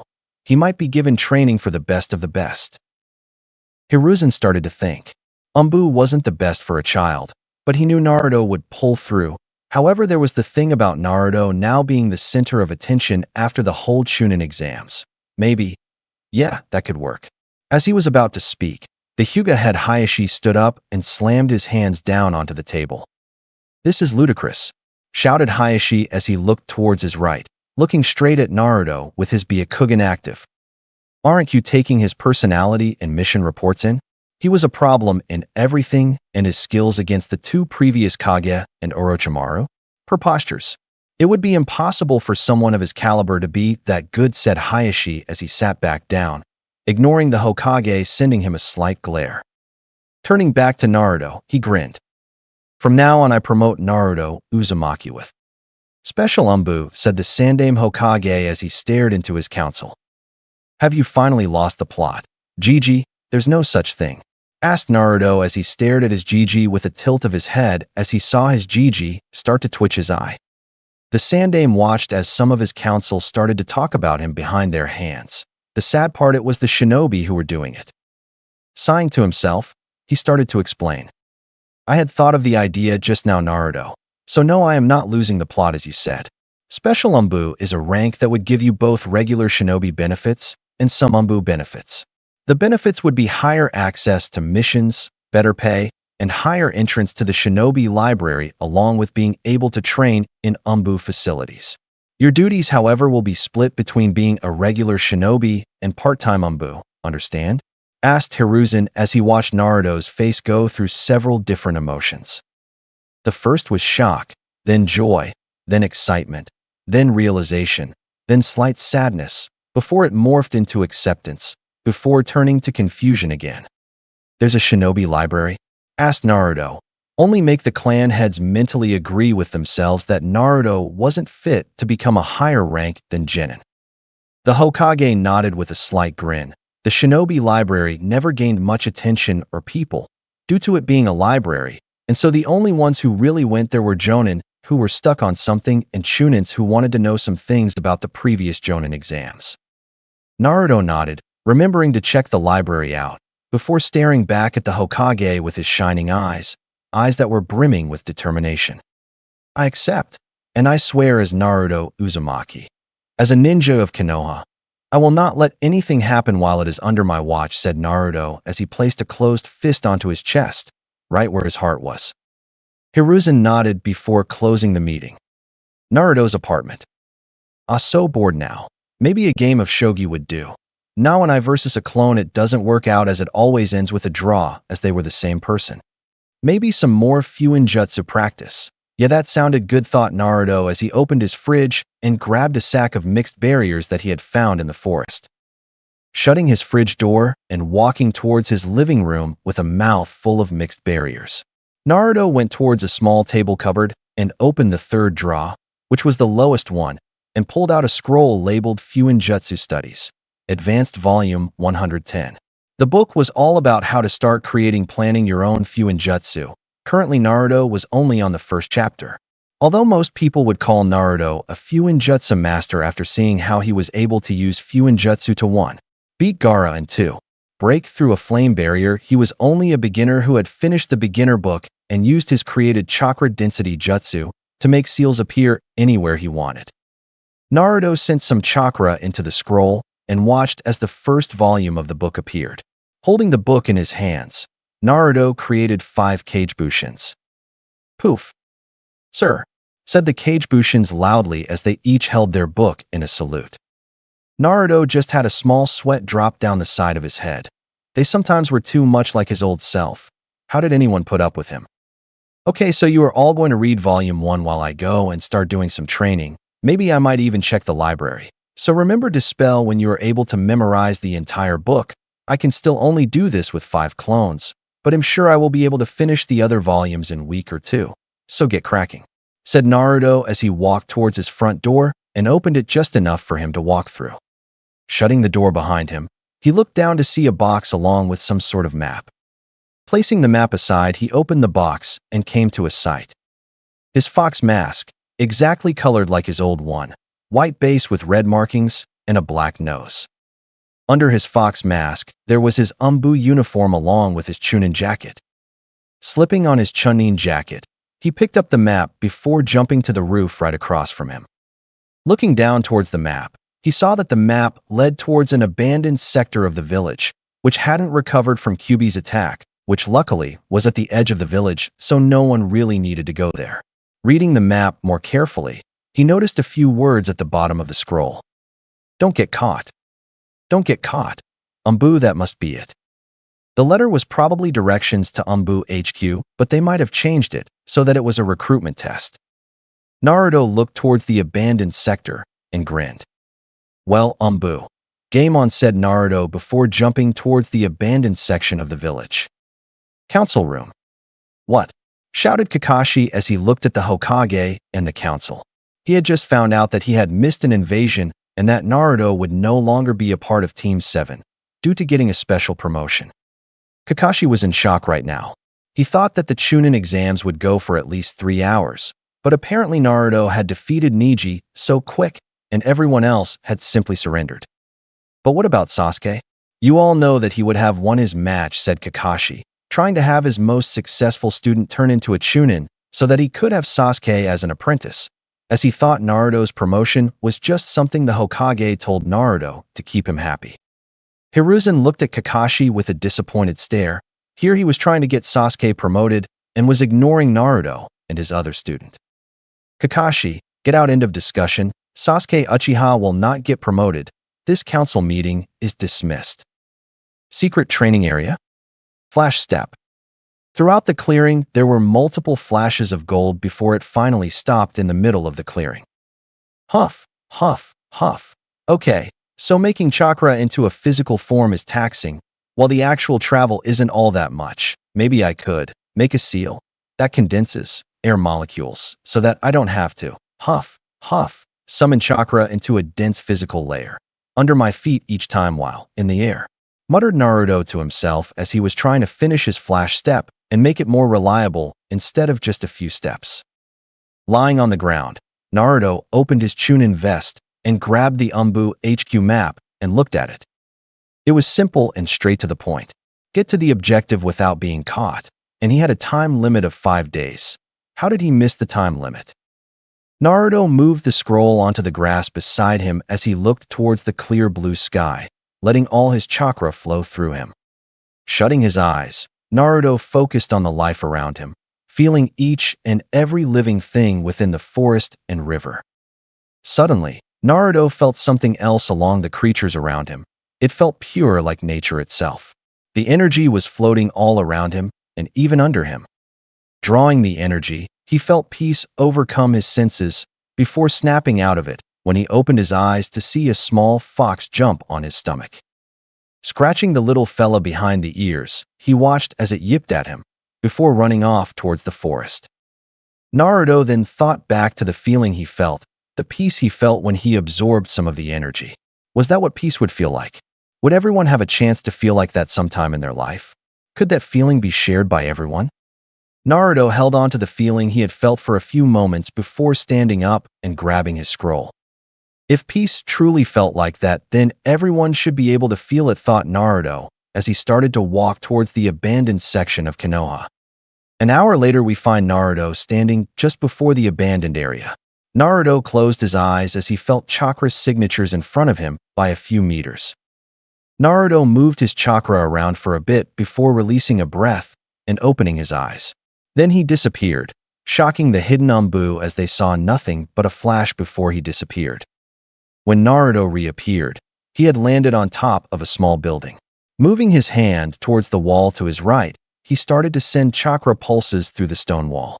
He could have used his sensory abilities, but it required him to focus and remain still as it is not trained enough. Sure, he could use it to sense a mile radius, but he hadn't had any training that lets him use it subconsciously and on the run.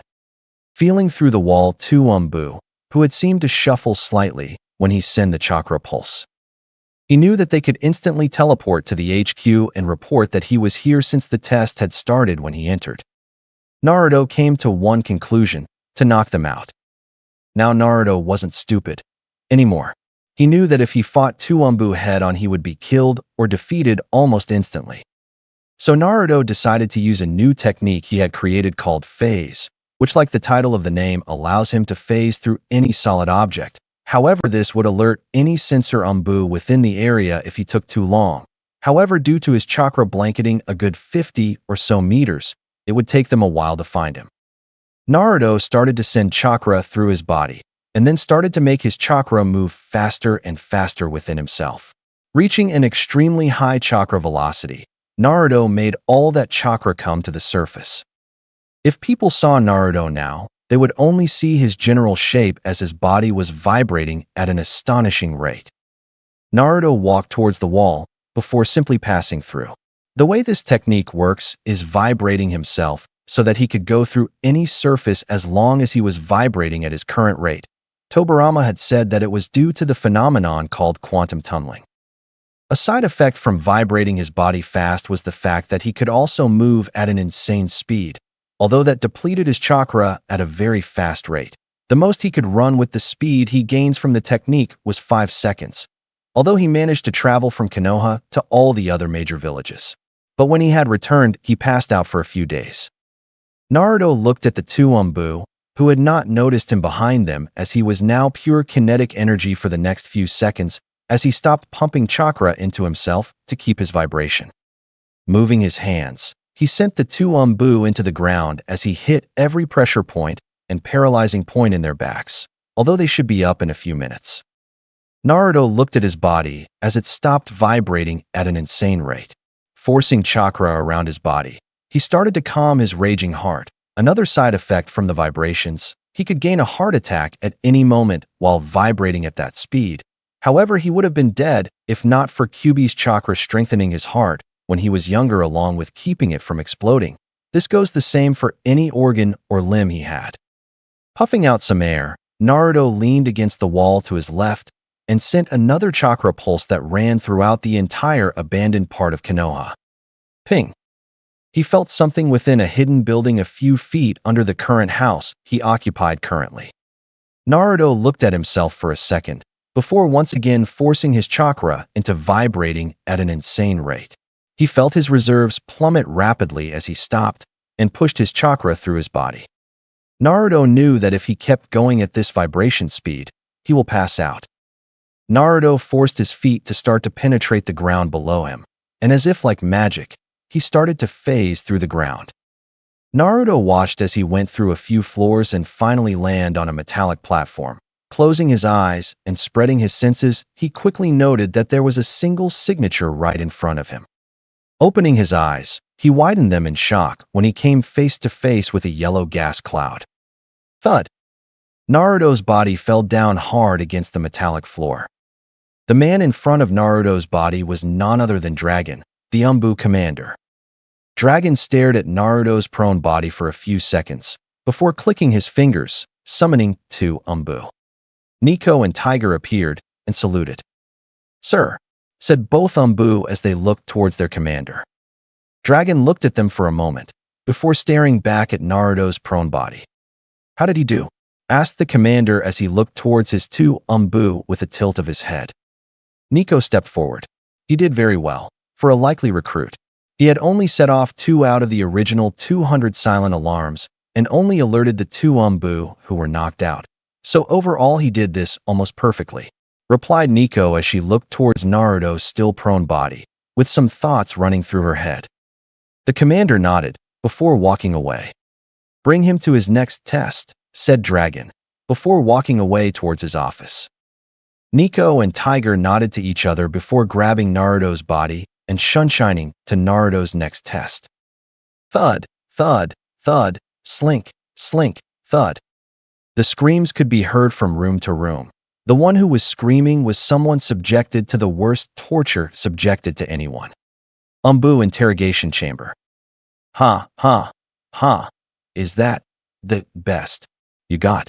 asked Naruto as he had his hands tied behind a chair, along with his feet. He had multiple chakra-suppressing seals placed on his as well. Looking at his appearance, you could see the rips that littered his cloths and skin. His long-sleeve black shirt had large amounts of cuts running along it, while his chunin jacket was more of a rag. His headband had sticked firmly on his head, not even a slight cut on it. But that was due to Naruto trying to avoid anything that came near it. It was a gift after all. And finally his pants. They were about to fall off from him. The Umbu was vicious. Naruto was staring at the Umbu woman in front of him. The only thing he could deduce was that she had long black hair that reached her mid-back, and that she wore a blank Umbu mask along with her skin being an Uchiha pale color. She had been interrogating him for the past 6 hours. He would have cracked if he couldn't escape the pain and shackles, although he noticed that when he healed from one set of attacks, the next ones were that much weaker each time, until he could barely feel the hits delivered by the woman in front of him. The woman could only stare in shock behind her mask. She had done every torture technique that Umbu were taught, some of which could kill the victim. For example, there was one where the Umbu places a liquid on a torture weapon, and when it hits it makes that part of the body weakened and sensitive to any strike that a fist could easily go through their entire chest and kill them, either by having a fist through their body or due to a heart attack because of all the pain the person would receive. The Umbu looked down towards Naruto's now shorts and grinned. She knew how to break him. Walking around the table with her right hand slightly scraping the table that had separated them, she placed her right hand on Naruto's inner thigh, bringing him to a shiver. The Umbu leaned forward toward his ear and started to talk. "Oh, Naruto-kun, we don't need to keep torturing you. So if you tell me where the Hokage's forbidden scroll is, I will give you a reward," said the Umbu saucily as she started to rub her hand around Naruto's package until she felt it touching her hand. The Umbu looked towards Naruto's now fallen pants and saw a sight of Naruto's package standing at full attention. The Umbu woman looked at the package for a bit before a stray thought went into her as she looked at Naruto's 8-inch penis. "I could just have him tell me mid-sex," thought the Umbu, before wrapping her right hand around it and started to stroke it. The Umbu leaned back towards Naruto's ear as he was shutting his eyes and being silent. "Or you could tell me while we are together," said the Umbu as she went to her knees and used her left hand to take away her mask and show a woman at around the age of 2,325 with black eyes, matching her long black hair. She also had small cute lips which were rose red with lipstick, which at this moment were stretched into a small grin as she moved her face close to his package. Lemon, all kids who don't know what sex is or have seen it look away and come back when there is another black line like this again. Also, to any girls woman reading this, don't hate me, it's a umbu recruitment thing. And in a world of ninjas where the expected living age is around 3050 max, you don't hate. The woman looked at Naruto as she parted her lips and moved her tongue past her slightly parted lips.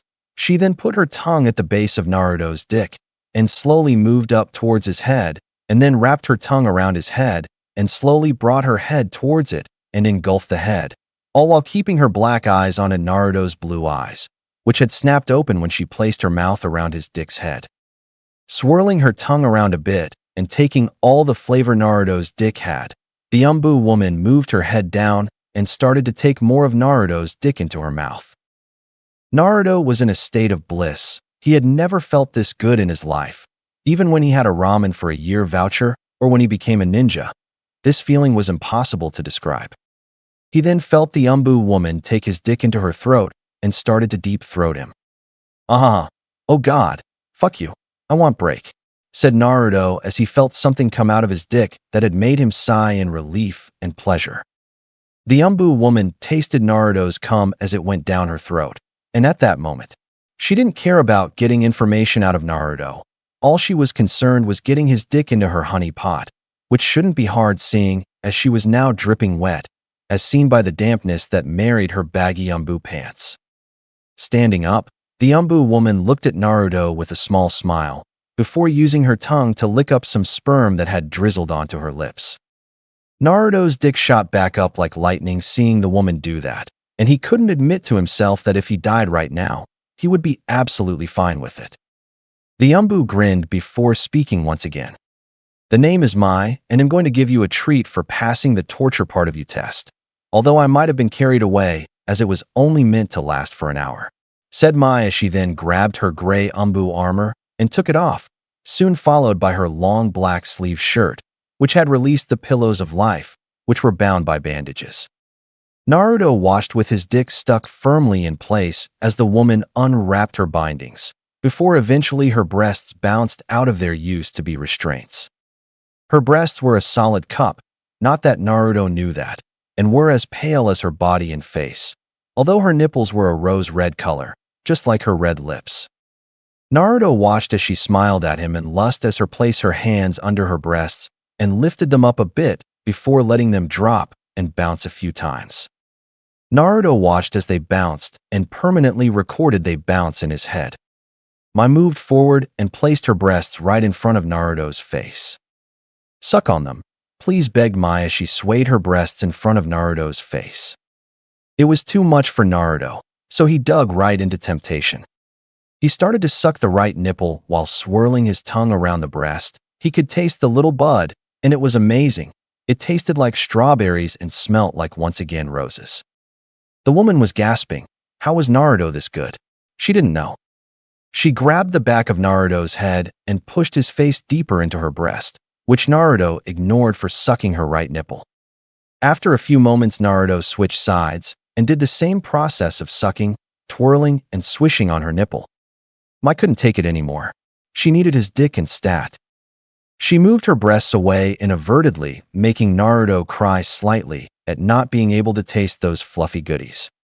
Naruto, Uzumaki, you are going to pleasure me now, got it, said Mai as she released his binds and moved all the torture equipment off the table before placing herself on it and spreading her legs out wide.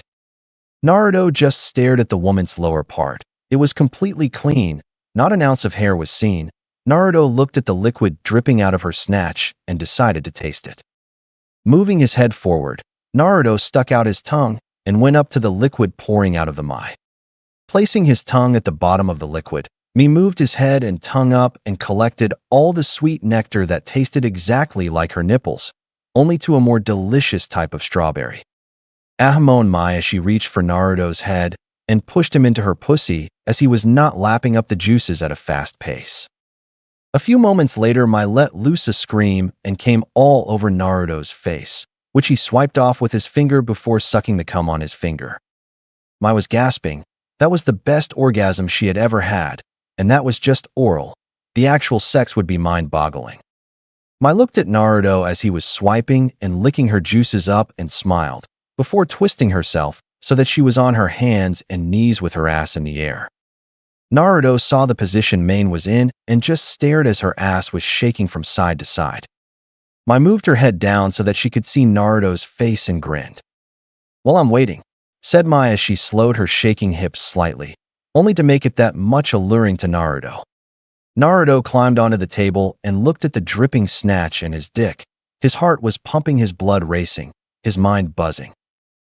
He couldn't take it anymore and slowly plunged into the woman, who was moaning into the feeling. Naruto just felt like he was getting a hug that was so intense it started to shake him.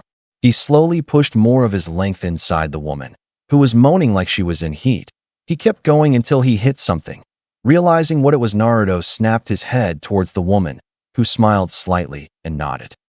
"No one could last that long against my torture techniques. So here is your reward," said Mai as he shoved herself backwards and made Naruto's dick pierce her barrier and stayed inside of her for a few seconds, allowing Mai to calm down and then place her face to the cold metal table. Even though her face was on the metal table, she managed to mumble Naruto to start moving. Naruto nodded to himself. Before moving back and forth at a slow rate, he also moved his penis around while moving in and out of the woman before him. He heard the woman's groans of pleasure, and it made him quicken his pace almost instantly. Naruto could feel everything inside the woman as he started to rapidly screw the woman's brains out, while making sure it was pleasurable for her. Mai was induced into an orgasmic haze as she could only keep her ass in the air as Naruto screwed it. She never knew that sex was this good, otherwise she would have lost her virginity a long time ago. Naruto pounded into Mei's vagina and could feel something rise within him. "Mamai-chan, I am gonna come soon," said Naruto as he increased his pace, and soon if anyone walked in, they would see nothing but a blur between Naruto and Mei's connected places. "Me to Naruto-kun. Let's do it together. Don't worry about a kid. I took a pill this morning," said Mai as she started to participate by throwing her body backwards, which in turn shoved Naruto's dick further into her. The two were panting like mad for the next few minutes, and soon, their session ended. HHHH. Both moaned as they came at the exact same time. Naruto fell on top of Mai and moved her slightly so that her head was on his chest while still being connected at the hip. Even though Mai was taller and older, she just sighed happily before falling asleep. "Lemon, and hope it was okay for my first lemon." As Naruto was about to fall asleep, the door opened and in came Nico and Tiger. They just stared at him. Naruto looked at him and Mai and laughed a little bit before scratching his head with his left arm. "So do I pass this test?" asked Naruto as he looked at the two Umbu. With Tiger nodding before blood broke through his mask and sent him flying out of the room. Nico, however, just stood there staring at him for a few seconds before nodding before walking away and into the camera recording room and came out with a disc before leaving. Naruto looked at the direction the two Umbu went and shrugged before taking off his chakra restrictions and cuddling with Mai. "Well, that was fun though, Naruto," before he went asleep. "Nah, is this going to be a regular occurrence here?" asked Naruto as he woke up in the middle of an arena surrounded by Umbu.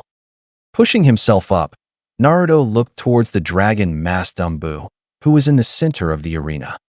"You, Naruto Uzumaki, will be facing off two new recruited Umbu and seeing how well you do against them. If you done well, I will tell you your new position and role. Fail and you're out and your memory will be erased about this place," said the dragon Umbu as he walked away from the center of the arena, while clicking his fingers again to summon the two Umbu. With a poof of smoke, the two Umbu appeared. Naruto looked at both Umbu, who had supported the same mask, although their appearance was also similar, apart from the one on the left had blonde hair and the one on the right had brown hair. Dragon looked at the three of them. "Fight," said Dragon as he watched both Umbu spring into action. Naruto watched as they dashed towards him. Moving a hand to his back, he summoned a kunai and dashed backwards, creating some space between him and the two Umbu while dashing Naruto through his kunai towards them. However, it missed both of them. Because of his kunai throw, he wasn't paying attention when they threw shurikens towards him. Naruto watched as most of the shurikens flew by him. Thinking it was luck, he hadn't noticed the wires around the kunai handles until he was trapped against the arena wall. Naruto gasped as the wire dug into his skin. He could feel some blood oozing out of some of the places the wires attached. Naruto watched as the two Umbu grabbed a kunai out of their holsters on their thigh and placed the blades towards his neck. "Do you surrender?" asked the blonde-haired one, only to get kicked in the back of his head. The black-haired one soon followed. Standing in front of Naruto was a Kage Bushin he had hinged into a kunai when he was training with the Kage. The Bushin used the replacement technique to swap himself with his boss, and then poofed away. Naruto watched as both Umbu dashed towards him as he was in between them both. Naruto started to vibrate his chakra, and with centimeters distance apart, Naruto moved the chakra into his body as watched as the two Umbu clashed with each other's kunai, where his stomach was, quickly smashing both across the face while they were in mid-shock at him being intangible. He quickly summoned two Kage Bushins to place restraint seals on them. Deactivating his intangibility technique, he went on one knee as he drew his breath in after wasting a large chunk of his reserves from only a few seconds. But it showed that Naruto was getting better as he didn't lose all his chakra in those few seconds. Thud, thud, thud. Three sounds appeared around Naruto in a circular formation. Looking up and around, Naruto watched as three blanker mask Umbu appeared and started to go through hand signs. Fire style, fireball jutsu. Three flaming balls flew at Naruto from the mouths of the three Umbu. Naruto watched as the fireballs came closer and closer. Sucking in air, he used the Shunshin no Jutsu to quickly appear behind each of the Umbu and place a seal on them before shunshining towards one end of the arena. Naruto watched as the three Umbu looked on in shock before they fell. Who wouldn't? He just used the Shunshin no Jutsu at a level that not even Shunsui Uchiha could. His Shunshin was at a speed above Shizui's, which was impossible to track to even those of the Sharingan and other Dijitsus. So it would come to a shock when he simply appeared and reappeared and the Umbu falling to the ground. Although his Shunshin wasn't as fast as his Flash Step or the Hiraishin, it was good enough to be on par with someone with a swift release. "Huh? Haha, that the best you got?" asked Naruto as he watched five more Umbu appear. He just had to say the same thing, he said to Mai. But if you think on it, he did get the best possible option there ever was. Naruto looked towards the five Umbu, going through hand seals and sighed. Damn Umbu, and making him show techniques. Naruto started to vibrate his chakra at a decently placed speed and watched as the Umbu finished their hand signs. Wind release, Gale Palm. Fire release, Dragon Flame Bomb.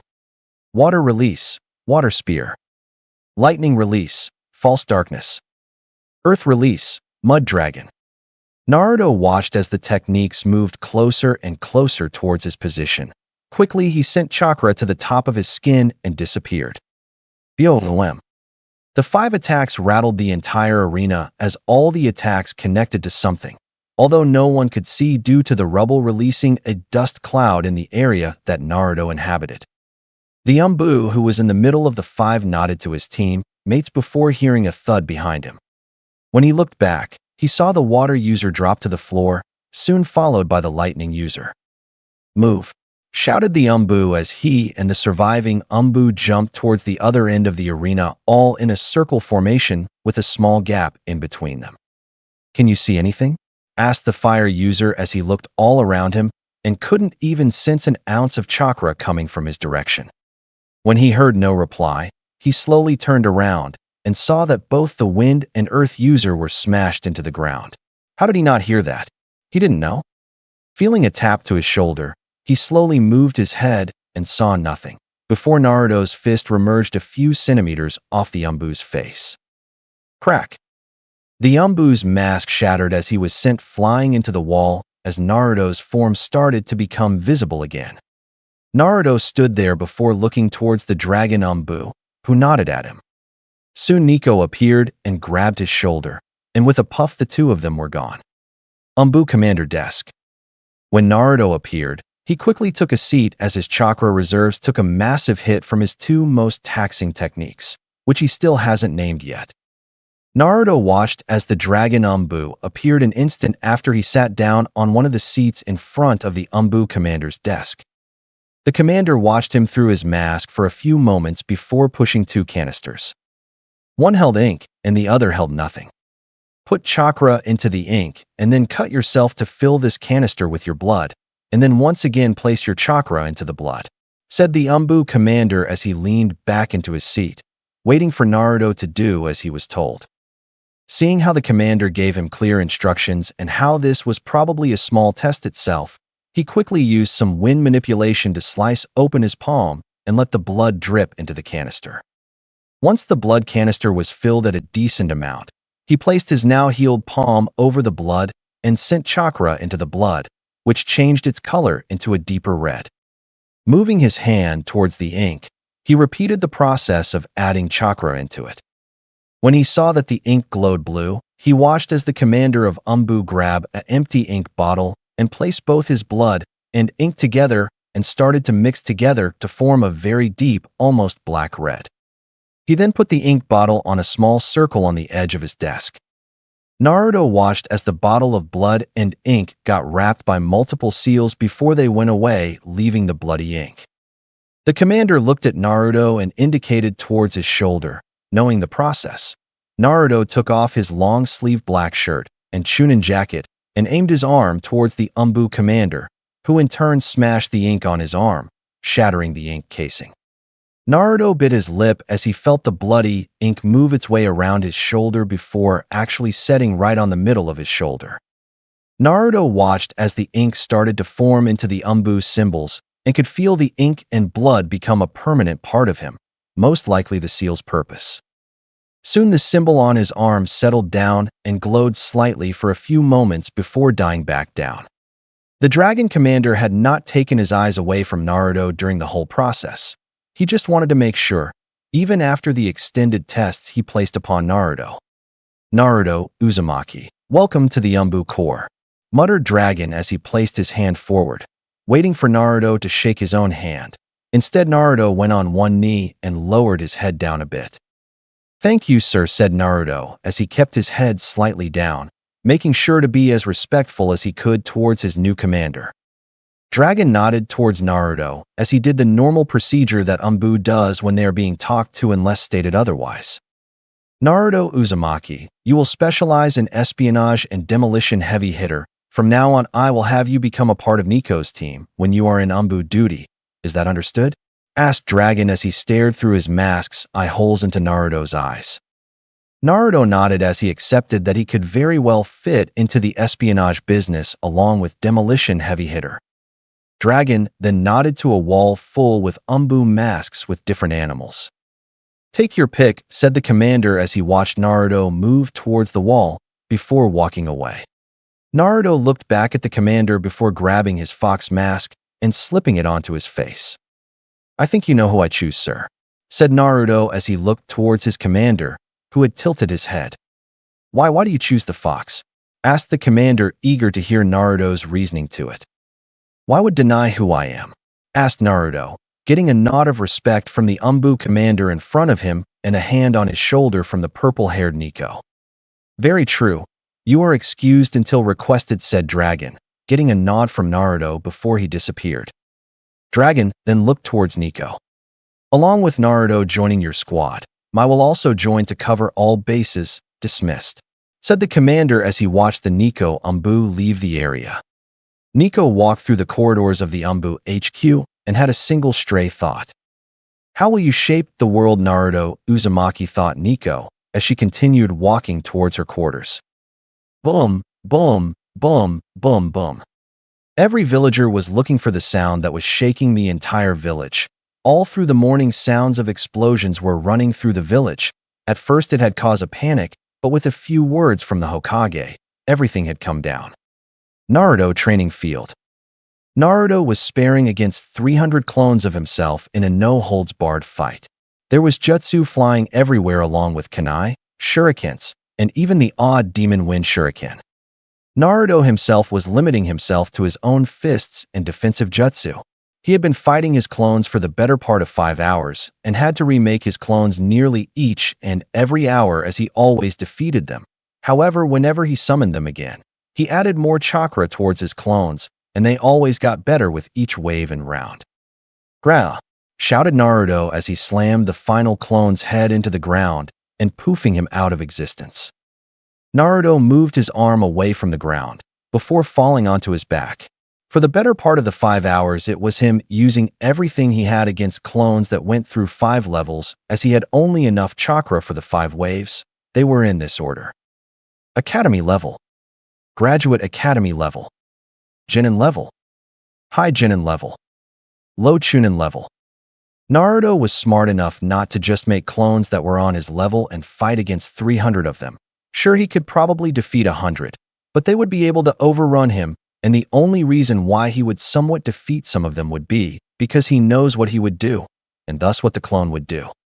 Naruto looked up towards the sky as he watched the clouds float on by. It had been 3 days since his Umbu trials, and he actually got a look on what a real Umbu's skill is around. He was invited to see Nico and Tiger battle each other with first blood wins. He saw how they used their environment and landscape to their advantage and how they used their skills to make quick tactics. However, Nico won when she used her blade. Apparently, she was a Kenjutsu master, the only one in the village, seeing as how their dead Chunin exams protector was the other Kenjutsu master there. Ping! Naruto turned his head towards the waterfall and lake. He felt someone enter his Fuinjutsu barrier, and the chakra source was going closer towards him at a walking rate. Getting into crouching position, Naruto quickly jumped behind the waterfall and into his hidden cave as he felt the chakra's signature come closer. Hearing a ruffling in the bushes, Naruto waited with his breath slow and steady, ready for an attack. What came out of the bushes was a monkey, just an average-sized brown monkey. Naruto's sweat dropped as the monkey just waited in the middle of the clearing, as if waiting for something. Naruto walked around the waterfall and into the clearing as he wanted to go and lie back down, since it was a false alarm. "You do know that I'm right here, right?" asked a voice next to Naruto. Naruto tilted his head to see the monkey standing next to his head. Naruto blinked at it for a few seconds before tilting his head back into its laying position, thinking he just heard something else. "Why do you still ignore me?" asked the voice next to his head. Naruto once again tilted his head and saw the monkey just looking at him with its eyes focused on him. Naruto stared at the monkey for a few more moments before once again tilting his head back into its original place. Yep, he was defiantly losing his sanity. Smack. "I have been waiting for your reply for the past 5 minutes. And yet each time you look at me, you ignore me. Why the Hokage likes you, I have no clue," said the brown monkey as it stomped its feet next to Naruto's face. Naruto just stared at the monkey that was throwing a temper tantrum next to his head. Wait, hold up. Did that monkey just talk? "Ayahawa!" screamed Naruto as he quickly stood up and kicked the monkey away from him and into the forest as hard as he could. Naruto watched as the talking monkey flew a few thousand feet a second before turning into a star when it went far enough past the forest. Naruto looked around his clearing, seeing how the animals in the area just looked at him for a bit before walking away or flying away, although he could hear animals laughing in their native tongue if he had to guess. "Okay, and take a nap and forget about evening training. Maybe go in Konoha for a bit," said Naruto to himself as he laid down and made himself comfortable, before falling asleep while having the mental image of a red-haired woman pop up in his head as he slept. Hokage office. Then the blonde asshole kicked me as hard as he could out of his clearing and out of the goddamn fire country, screamed a voice as it was jumping around the Hokage's room.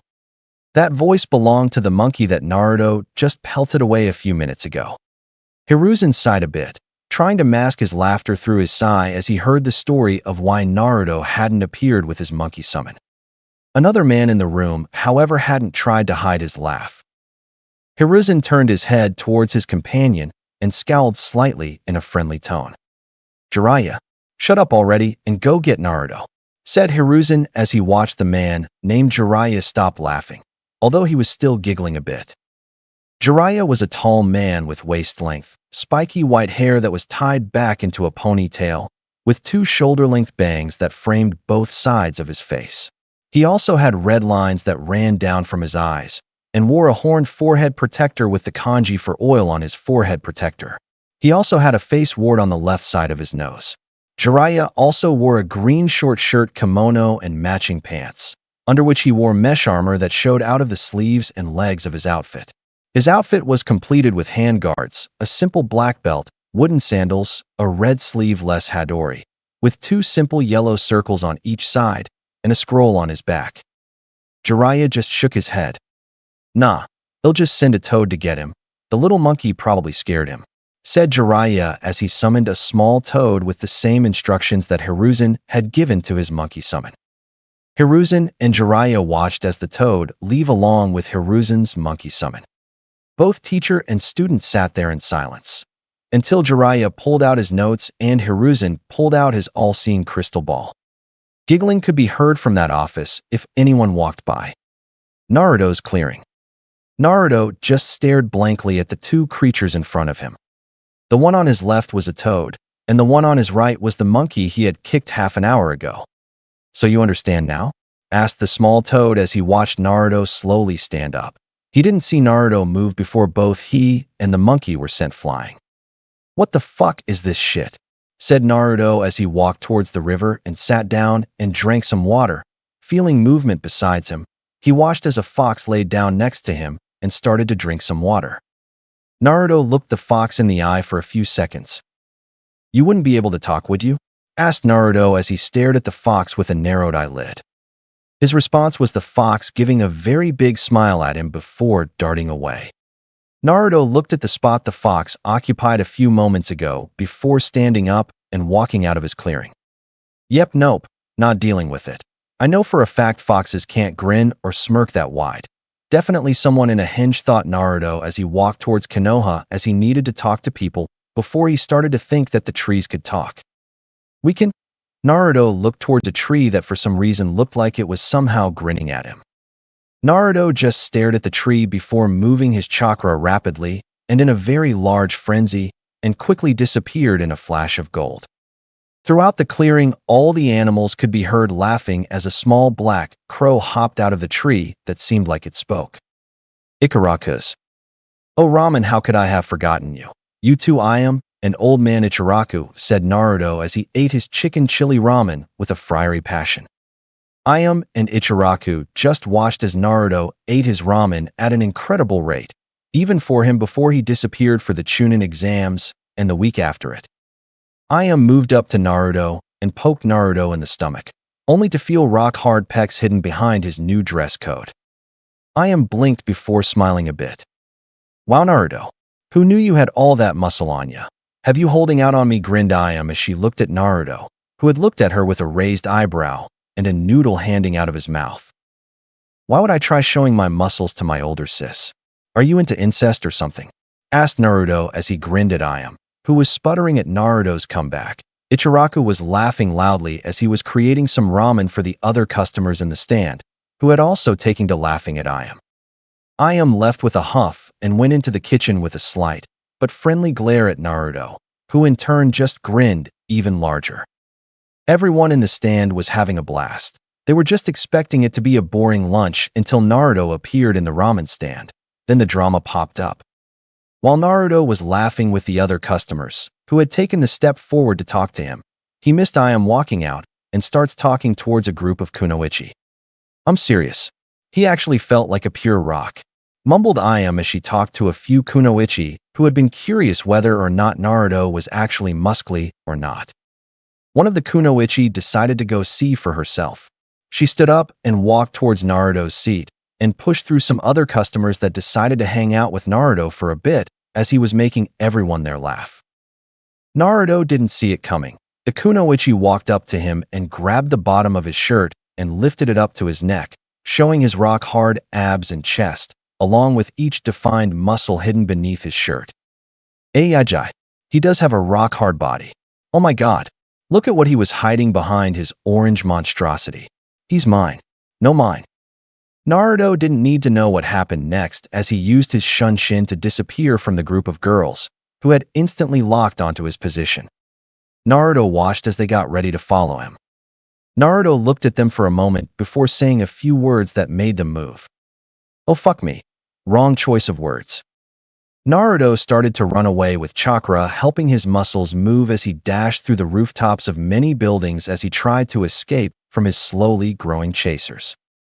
How the hell did Sasuke get through this? Was it his emo-ness? Thought Naruto as he stopped and placed his hands in his pant pockets and stared aimlessly out towards the Hokage monument. Once again, wrong action. OMG, look at him. He looks so cool. I will heal his hurt heart. No, I will. No, me. Naruto stared at the group of girls as they slowly grew in numbers. He felt like he was going to cry any moment. Hey, did you notice that he's taller now? Oh yeah. He looks like he is like 16 or something, I know, right? He looks amazing. Naruto looked down at himself and thought for a moment. He hadn't realized that he had grown since the month break at all. Looking at his body some more, he would have guessed he was around 58. Haha, fuck you, Sasuke, you short fucker. Naruto got brought back to his train of thought when he noticed the group of girls started to move forward slightly. Naruto quickly pumped a massive amount of his chakra into his legs and dashed away, seeing someone below. Naruto grinned darkly before coming up with his plan. Hey, look who's down there and in need of loving, said Naruto loudly as he pointed towards the street below him and the following girls. Below on the streets. For Sasuke Uchiha, it was a good day. He got to eat some tomatoes, not talk to Sakura, walk around with people worshipping, not talk to Sakura, didn't talk to the dope, not talk to Sakura, and finally got some decent training in from Kakashi. Did he mention that he hadn't talked to Sakura? Ah yes, a good day indeed. Hey, look who's down there and in need of some loving, screamed a voice above him. Looking up, all the color of Sasuke's face drained away, leaving an Orochimaru kind of pale on Sasuke's skin. All he could see was hordes of kunoichi jumping down from the rooftops all around him. However, through the mass of fangirls, Sasuke was able to see who had staged his demise. His clue was blonde, spiky hair. Naruto. With a mighty cry, Sasuke started to run for his life and virginity. Naruto screamed Sasuke as he was sprinting away from that area. However, he then heard something worse than all his fangirls put together. Sasuke-kun, shouted a pair of blonde and pink-haired girls as they started to chase after Sasuke along with his other fangirls. Rooftop. Naruto moved a hand to cover his heart as he looked towards the direction of Sasuke and his fangirls. Sasuke Uchiha was a man who had saved my life today. About time the asshole paid me back for half the shit I did for him, said Naruto as he went towards the Hokage tower to see his Gigi. Hokage room. Naruto stood in front of his Gigi as he watched the two now-known summons growl at him from the corner of the room, while the white-haired man, named Jiraiya, stood on the opposite wall hiding his giggles from the summons. Hiruzen looked at Naruto with a smile. After the summon's second failure to retrieve Naruto, he had sent a Kagebushin towards Naruto's home away from home and brought him up to speed on what summons were and how the summoning jutsu worked, although he was sure that he'd forgotten something when explaining summoning to Naruto. Naruto looked towards the two summons and gave a peace hand sign, before turning back to his Gigi who had needed him for an important message, although if it was that important, wouldn't he summon his Umbu form? Hiruzen looked towards Naruto for a moment or two, before grinning a bit more. He knew how Naruto was going to act after this. Hiruzen then placed his Hokage face on and spoke in a tone that sounded godly and out of this world.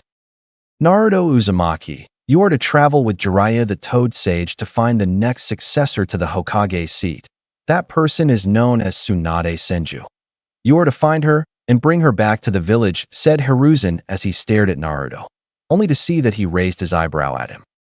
So, you want a drunk and a horrible gambler to become Hokage? Are you trying to make our economy shit? Asked Naruto, only to watch as Hiruzen widened his eyes. How could he forget Tsunade's tendencies? Hiruzen coughed in his hand, trying to hide his sigh at realizing that Tsunade would be a bad choice to be Hokage. Without the proper training, thought Hiruzen as he thought of a new plan. Okay, Naruto, new plan. You and Jiraiya are to bring her back to be trained into being Hokage, said Hiruzen, as he watched both Naruto and Jiraiya nod their heads in understanding. Jiraiya looked at Naruto with the corner of his eye. Meet at the north gates in 2 hours, said Jiraiya as he jumped out of the window towards the bathhouses. Naruto looked at where Jiraiya stood and shrugged. He wanted to try the summoning technique his Gigi taught him. Looking towards his Gigi, Naruto gave the peace sign before shining away. Hiruzen sighed a bit before smiling and looked up towards the ceiling. Naruto, you will do amazing things. Konoha North Gate 2 hours later. Naruto sat on a tree as he swung his leg backwards and forwards as he waited for Jiraiya to appear. Naruto thought back onto how he got his summon. It was interesting to say. And he would have to ask his Gigi about why he forgot to mention that he needed to have a blood contract with the desired animal they wanted, or they will end up meeting the animal most connected animal to themselves. His experience was interesting to say the least. Aha! Naruto looked up as he watched a flying star collide with the hard concrete.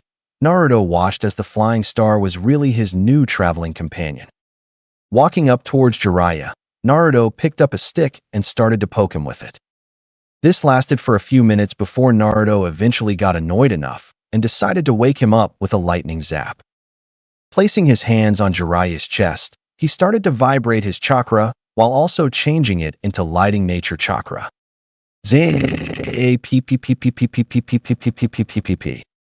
Aha, motherfucker of the great sage.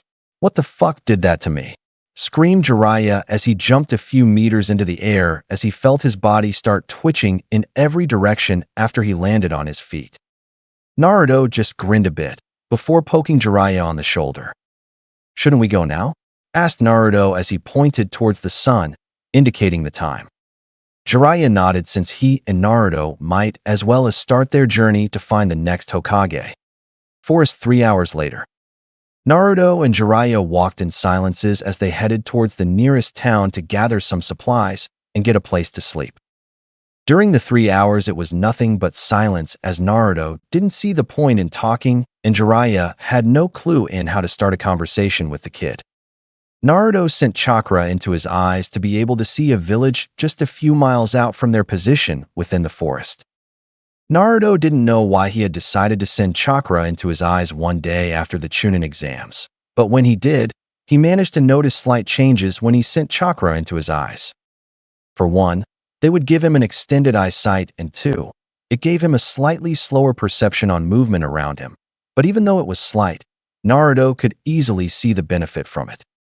While Naruto was checking the town a few miles out from his current position, he suddenly felt the 2 chakra signatures traveling towards both him and Jiraiya at a very fast rate. He also noticed that one of them had similar chakra reserves to that of Jiraiya, while the other one had high Umbu, low Kage amounts. However, he noticed that they stopped a few kilometers out from their position. Looking towards Jiraiya, he went through some Umbu hand signs and watched as the man gained a look of shock before nodding as they walked towards the town at a slightly faster rate. Town 1 hour later. Finally. Now I can go and lay down, muttered Naruto, trying to make the 2 followers think that actually was what he was going to do as he wanted them as relaxed as possible.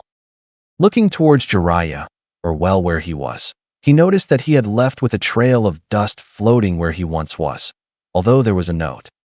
Hey Naruto, I'm going to scout the area out, go pick a room. Oh baby, that's a nice ass you got there, and those tits. Whoops, I thought I was holding my notebook. Go get a room for us, okay? Naruto looked at the note for a second before chucking it into a bin as he walked towards a hotel. Jiraiya had forgotten to give him any money. Susu, he was going to pamper himself, even if it's just for a few minutes, as he felt the 2 signatures follow him and not Jiraiya. Walking up to the counter, Naruto flashed a smile and pulled out 160 yen out of his pocket. The woman in front of the counter was blushing slightly as she took in his features. Hi, what can I do for you? Asked the counter girl as she was stuttering as Naruto walked towards her.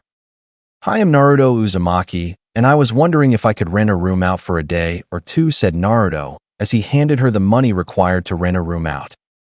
The woman nodded with a slight blush, still marrying her face as she walked towards the back, aiming to get a room key for Naruto. While Naruto was waiting, he noticed that the 2 chakra signatures were stationary outside of the wall and were handing by using chakra to hold them onto the wall. Holding out his hand to get the key, Naruto sent the girl behind the counter a quick wink and left. The woman had a large blush on her face as he left, as she couldn't help but squeal in joy that someone like him had done that. It was the best shift ever.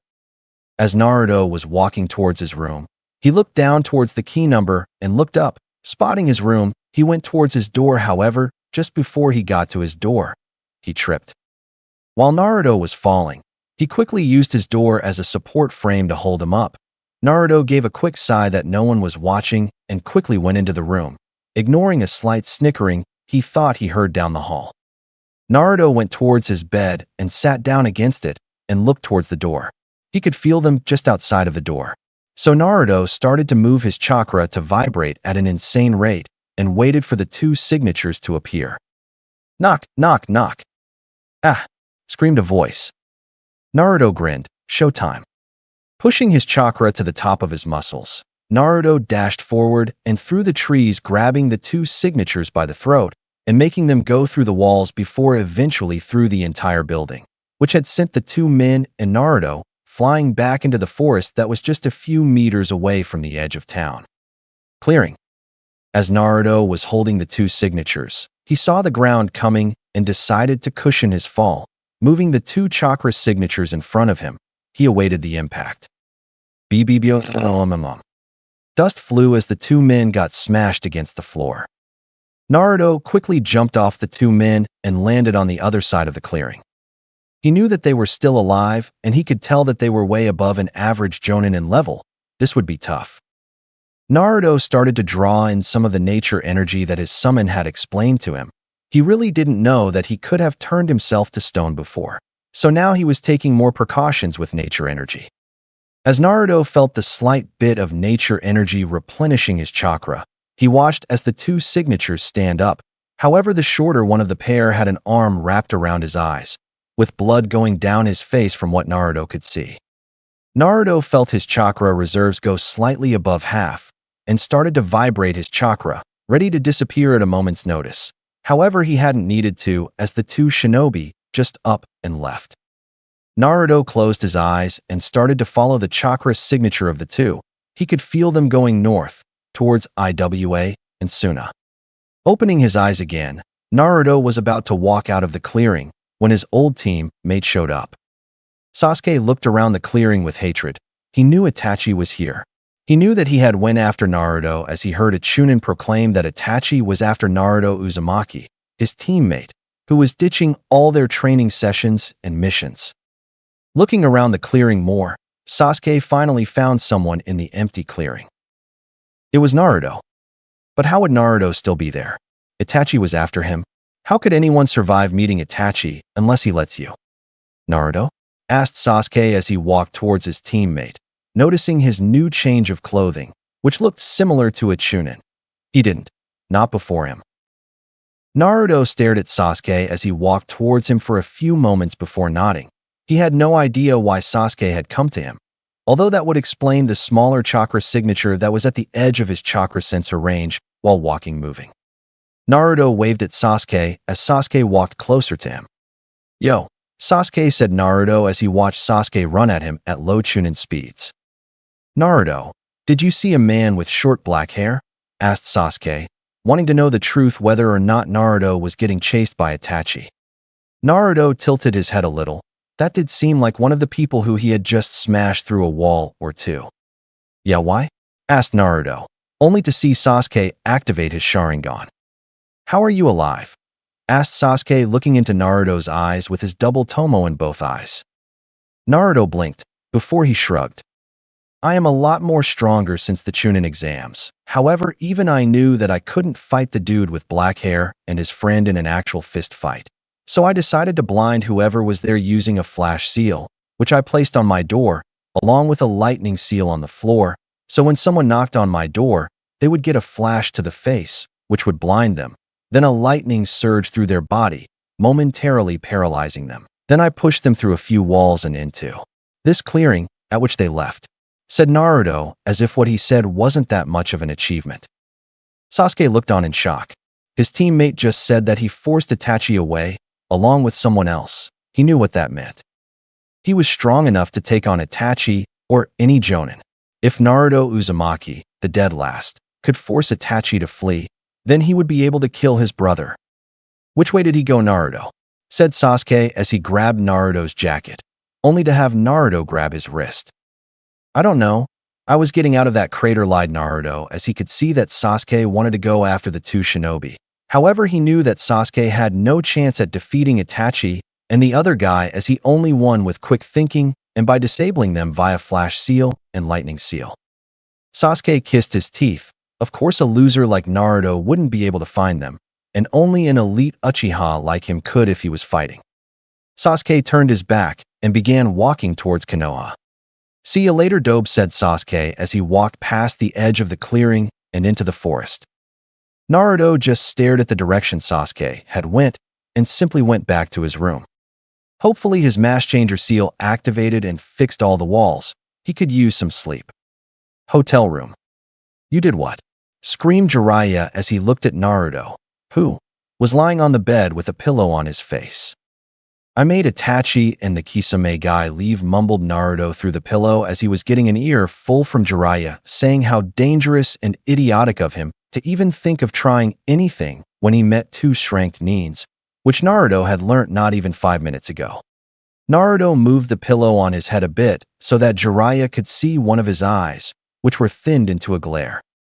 "Well, sorry that you left me all by myself when I told you that we had two people following us," said Naruto as he moved the pillow back over his face. Jiraiya went silent at that. The kid was right. He knew what Naruto was saying when he told him.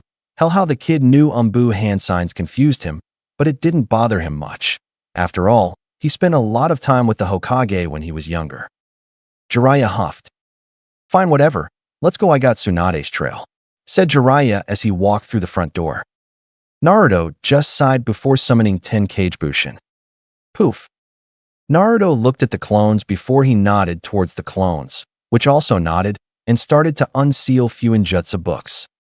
"Remember, we need to finish volumes 6, 7, 8, 9, and 10 in the 2 days that I rented this room, okay?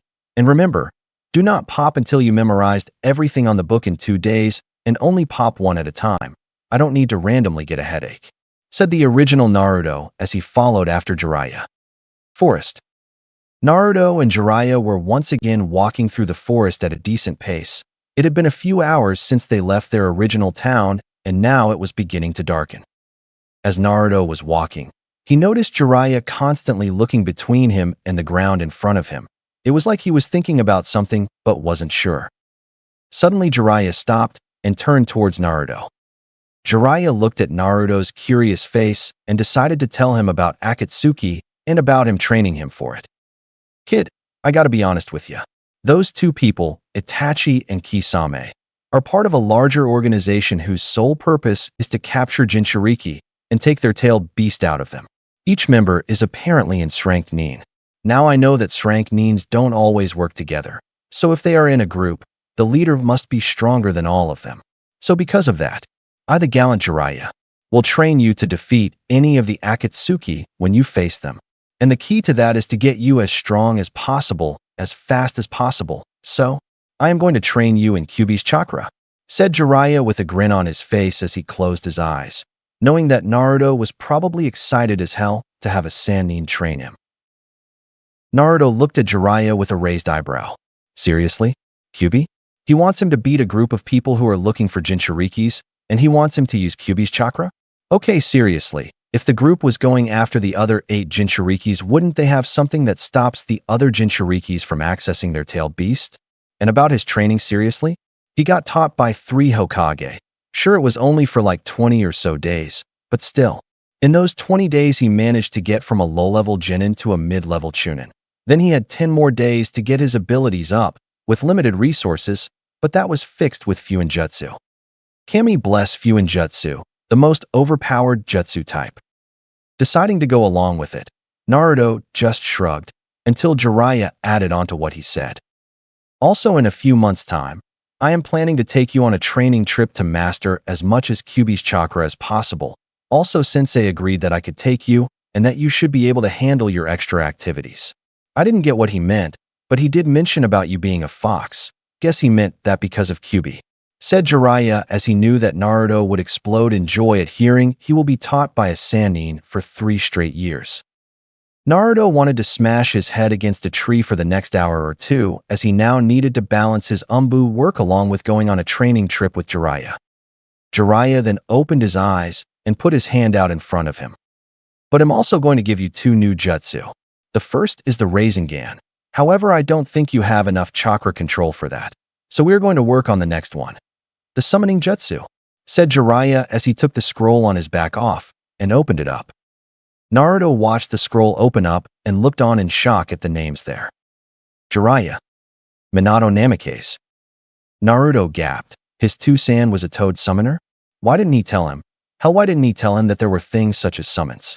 But looking back on it, if he did somehow sign the toad summoning scroll, he would have never met his actual summon. Jiraiya watched as Naruto looked at the scroll for a moment before shaking his head, which confused him. It was like Naruto was saying no to the toad summoning contract. Naruto looked Jiraiya straight in the eyes and sighed. Look, Jiraiya, I already have a summoning contract and I don't want to lose it, said Naruto as he watched Jiraiya's face morph through different emotions before just sighing at the end of his mood swing. Sigh. Okay, kid, whatever. I guess I will teach you the Rasengan then. Okay. So quick background of the Rasengan. It was made by the 4th Hokage, and it took him 3 years to create it, and it took him 7 months to teach it to me. Now I hope that doesn't get your hopes down, okay? It's a difficult to rank technique, so don't feel down if it takes you a few years to master. Jiraiya was cut off when Naruto summoned a Rasengan in his left and right hand and was spinning them like a basketball. You was saying? Asked Naruto with a grin on his face as he watched Jiraiya start to splutter about how it was impossible. Naruto then remembered a piece of information about Jiraiya he had forgotten. He was a Fuinjutsu master. Jackpot, motherfuckers. Hey Jiraiya, could you train me in Fuinjutsu instead? Asked Naruto as he stared up towards Jiraiya, who looked shocked that Naruto wanted to learn a complicated art like Fuinjutsu. Jiraiya sighed a bit before deciding to answer Naruto's question. I'm sorry, Naruto, but Fuinjutsu is a very delicate art that takes years to master. The only way I could ever train you in Fuinjutsu is if you pass the beginner and advanced part of Konoha's Fuinjutsu section, said Jiraiya as he handed Naruto Konoha's Fuinjutsu levels and study. When Naruto looked at the curriculum of Fuinjutsu in Konoha, he only had question marks pop up above his head, something that Jiraiya had noticed. See, Naruto, if you can't understand the simple and advanced stuff, then you have no chance of Mas. Jiraiya was once again cut off when Naruto pulled out a scroll from a seal on his wrist. Jiraiya watched as Naruto looked at both scrolls for a minute before blinking and realizing something. Jiraiya. In my Fuinjutsu study curriculum, the beginner and advanced and master level of Konoha is on the beginner stage of my scroll, said Naruto as Jiraiya looked at Naruto's Fuinjutsu scroll. Jiraiya couldn't understand half the beginner's book of Naruto's Fuinjutsu scroll, but from what he got out of it, it was incredible and stupidly amazing. Naruto's scroll had everything. It even had highly advanced theory subjects within it like space, time, and dimension seals. If Naruto was halfway through the beginner part, then he would be considered a Fuinjutsu master in Konoha. Naruto, I'm not going to lie.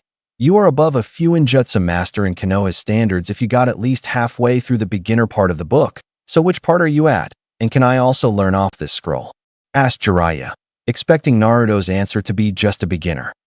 I'm 3/4 of the way through the advanced sections, and sure you can borrow parts of the scroll, said Naruto as he then sealed his Fuinjutsu studies back into the seal on his wrists. Jiraiya just looked at Naruto shocked for a bit, before just nodding and deciding to forget about this event. Okay, whatever. I'm going to go get some firewood. You set up a perimeter around the area, okay, Naruto? Asked Jiraiya as he watched Naruto nod in acceptance. Sure, Jiraiya, said Naruto as he summoned a 500 Kagebushins when Jiraiya left. Okay, you know what to do. 100 set up the perimeter, and the other 400 split yourselves between tree climbing and water walking if you find a lake. If you can't find a lake, make one, got it? Asked Naruto as he watched his clones agree and leave. Naruto laid against a tree and sighed. He now could finally rest. Not quite, yet Naruto said a feminine voice from behind the tree he was resting. Shooting up, Naruto looked for the source of the voice, but could not find anything. Great Naruto, you're so tired you're imagining things, thought Naruto as he was preparing to lay against the tree and fall asleep. However, he felt something grab his jacket. Suddenly, Naruto was flying through the forest and somehow managed to avoid all the trees he was flying at. Landing on flat ground, Naruto kept traveling until he forced himself to stop by sending chakra into his fingertips and slowed himself to a stop. When Naruto looked behind him, he opened his eyes in shock. Behind him was a waterfall, a very massive waterfall, if Naruto hadn't stopped when he did. Naruto shook his head and stood back up and looked around trying to find what had sent him flying. Naruto didn't see the knee that was behind him. Crack! Ah! Screamed Naruto as he felt his spine snap. Falling forward, Naruto was ready to smash his face into the ground. However, that didn't happen. Instead, he was kicked in the ribs and smashed into a tree with enough force to make him stuck in it and not go through it. Naruto could only feel pain at the current moment. His snapped spine and broken ribs were sending a lot of pain through his system as he couldn't pass out for some reason, although he could feel Kyuubi's chakra start to heal him. But before he could help Kyuubi's chakra speed up with his own, he was sent flying towards the edge of the clearing and could be seen almost next to the edge of the waterfall. Naruto was looking through his squinty eyes to see who was attacking him. He saw someone there in front of him, definitely a female. However, his train of thought was cut off when the blur suddenly grabbed him by the neck and lifted him up. Crack! Ayaha! Screamed Naruto as he felt his other ribs break from a punch that the female blur hit. I thought that you would be better, Naruto Uzumaki, muttered the female blur, before she threw Naruto against the floor. Naruto couldn't even scream, it hurt too much, and he still couldn't pass out. He then felt the female blur pick him back up by the scruff of his neck. Naruto's eyes slowly started to see the woman that was destroying him better when she brought him up to her face. The woman holding him was not that much older than him, 16 if he had to guess. She had pure white hair that went past what Naruto could see, so it would be around her shoulder blades or back. Her eye color was pure red with a slit for pupils. Her face looked like it was sculpted from kami, and she had pointy fangs. He thought that she was a vampire as a joke. However, when she introduced herself, he was a lot more scared. Naruto Uzumaki, you disappointed me. Here I was expecting the one person who didn't die from summoning me during the Chunin exams would put up a little fight. However, instead I get someone weak and pathetic. I don't know how your will surpass my own, stopping me from absorbing you. But I will now have your soul and my essence back, said the woman as she started to wrap her hands around Naruto's neck and started to choke him to death. Naruto tried to move his hands up to try and move her hands away from his neck, but it was useless. He couldn't get his hands up to stop her. Naruto was struggling to breath. Well, when he could get a chance to breath, he could see the black spots appearing in his vision as he was starting to die. He could also feel his energy slipping away from him. He couldn't do anything against this woman. She defeated him. No, she destroyed him. We believe in you, Naruto. Bring peace to the world in our stead. Naruto watched as his vision turned dark, as he listened to the words his family said to him. Just a little more, mumbled the woman as she squished the neck in her hands. No. The woman looked at the person she was strangling strangely. She knew that he was still alive, for the moment, but didn't know how he was talking as she crushed his windpipe and was still choking him. I will not. Okay, now the woman was seriously wondering how he was still talking without any part of his throat intact. Give up, screamed Naruto as he brought one of his hands up to hold the woman's neck, and he quickly sent his other hand sailing towards her throat. Squelch. Naruto had embedded his hand with wind chakra as he went for the woman's throat, and because of the wind chakra, his hand went through her throat and decapitated her. Naruto stumbled backwards as he was free from the woman's grip. He didn't know what had happened. All he felt was a type of energy surging through his body before bonding with it. When it had, he felt something change in him. His chakra felt more potent and controlled. His body felt amazing, like it was 3 times as stronger and faster than before. But another thing he felt was a different energy being produced within his body. Naruto looked towards where he just killed the white-haired woman and widened his eyes. There stood the woman as if she hadn't gotten her throat cut clean from one side to the other. Naruto walked backwards as she started to walk forward towards him. Oh well, seems like my essence finally bonded with you, which means now I cannot kill you. But I could just make you my slave, said the woman as she walked closer towards Naruto, who held his hand out to his side at instinct for some reason. Naruto glared defiantly at the woman. There was no way in hell he was going to be a slave. Naruto then called out to his new energy being produced towards his hand, like it was instinct, and watched as a large metallic scythe formed in his hand. Ninja Gaiden 2 scythed on. Naruto watched as the lady in front of him looked shocked for a moment, before she grinned like she won $1 million. "Oh, so my essence allowed you to become a Reaper, huh? Well, that changes what I had originally planned with you. Only if you manage to survive this," said the woman before she dashed at Naruto with a tanto appearing in her hand. Naruto had no clue as to fight with a scythe. He had only gotten katana training by Tobirama for a few days, and because of that, he was nothing more than Genin Kenjutsu user. Not thinking, Naruto used his scythe to block an overhead slash. Naruto felt the tanto sapping his energy away from him, so he did what felt natural to him. He lifted his right hand up, which brought the scythe into a slope and made the woman go unbalanced. Quickly, Naruto spun around as he cleaved the woman in two from the hips. Jumping back, he watched as the woman reformed herself once again. Naruto simply blinked at the woman as she smirked slightly and disappeared. What happened next Naruto didn't know. All he knew was that he woke up back in his clearing where he and Jiraiya were camping. Jiraiya stood up and looked at Naruto for a bit before grinning. "Well, Naruto, we had a good sleep last night, so let's get moving. The next town has a few gambling dens, so Tsunade might be there," said Jiraiya as he started to walk, soon accompanied by Naruto, who had been thinking about a white-haired woman with devil-like eyes for the past few minutes. Town. Jiraiya sighed. He had caught wind that a massive snake attacked the castle and near the town, and eyewitnesses said that they saw a pale man and a blonde woman talking and causing the destruction. That was defiantly his teammates. Looking towards Naruto, he grinned. After being bored, he decided to show Naruto the arts of peeping. Not 20 minutes after he was taking notes like him. After that peeking session, both he and Naruto were able to talk to each other at a friendly level, which to Jiraiya made his day. "Hey Naruto, want to grab a bite to eat?" asked Jiraiya as Tsunade couldn't have gotten far unless she left with Orochimaru, and if that was the case, there will be hell to pay. "Sure, Erosenin," said Naruto as he smirked at Jiraiya, which Jiraiya in response just glared at him. "You know that you peep with me, right? So doesn't that make you an Arogak?" said Jiraiya, thinking he one-upped Naruto. "People don't know I'm a pervert, and who would they believe? An innocent Naruto or a pervert Jiraiya?" asked Naruto as he grinned towards Jiraiya a bit. Jiraiya sputtered when he heard that. The kid was right. He could always say something about him, forcing him to attend, and they would believe it. Smart brat. Naruto and Jiraiya walked through a door and went to the counter. While Naruto was ordering, he and Jiraiya heard a woman complain, which drew Jiraiya's attention instantly. And guess who he saw? Tsunade herself, siding in all her glory with her assistant Shizune. Jiraiya nudged Naruto and saw that he looked towards Tsunade and whistled a bit. Jiraiya and Naruto stood up and walked towards Tsunade and her apprentice. "Yo, Tsunade!"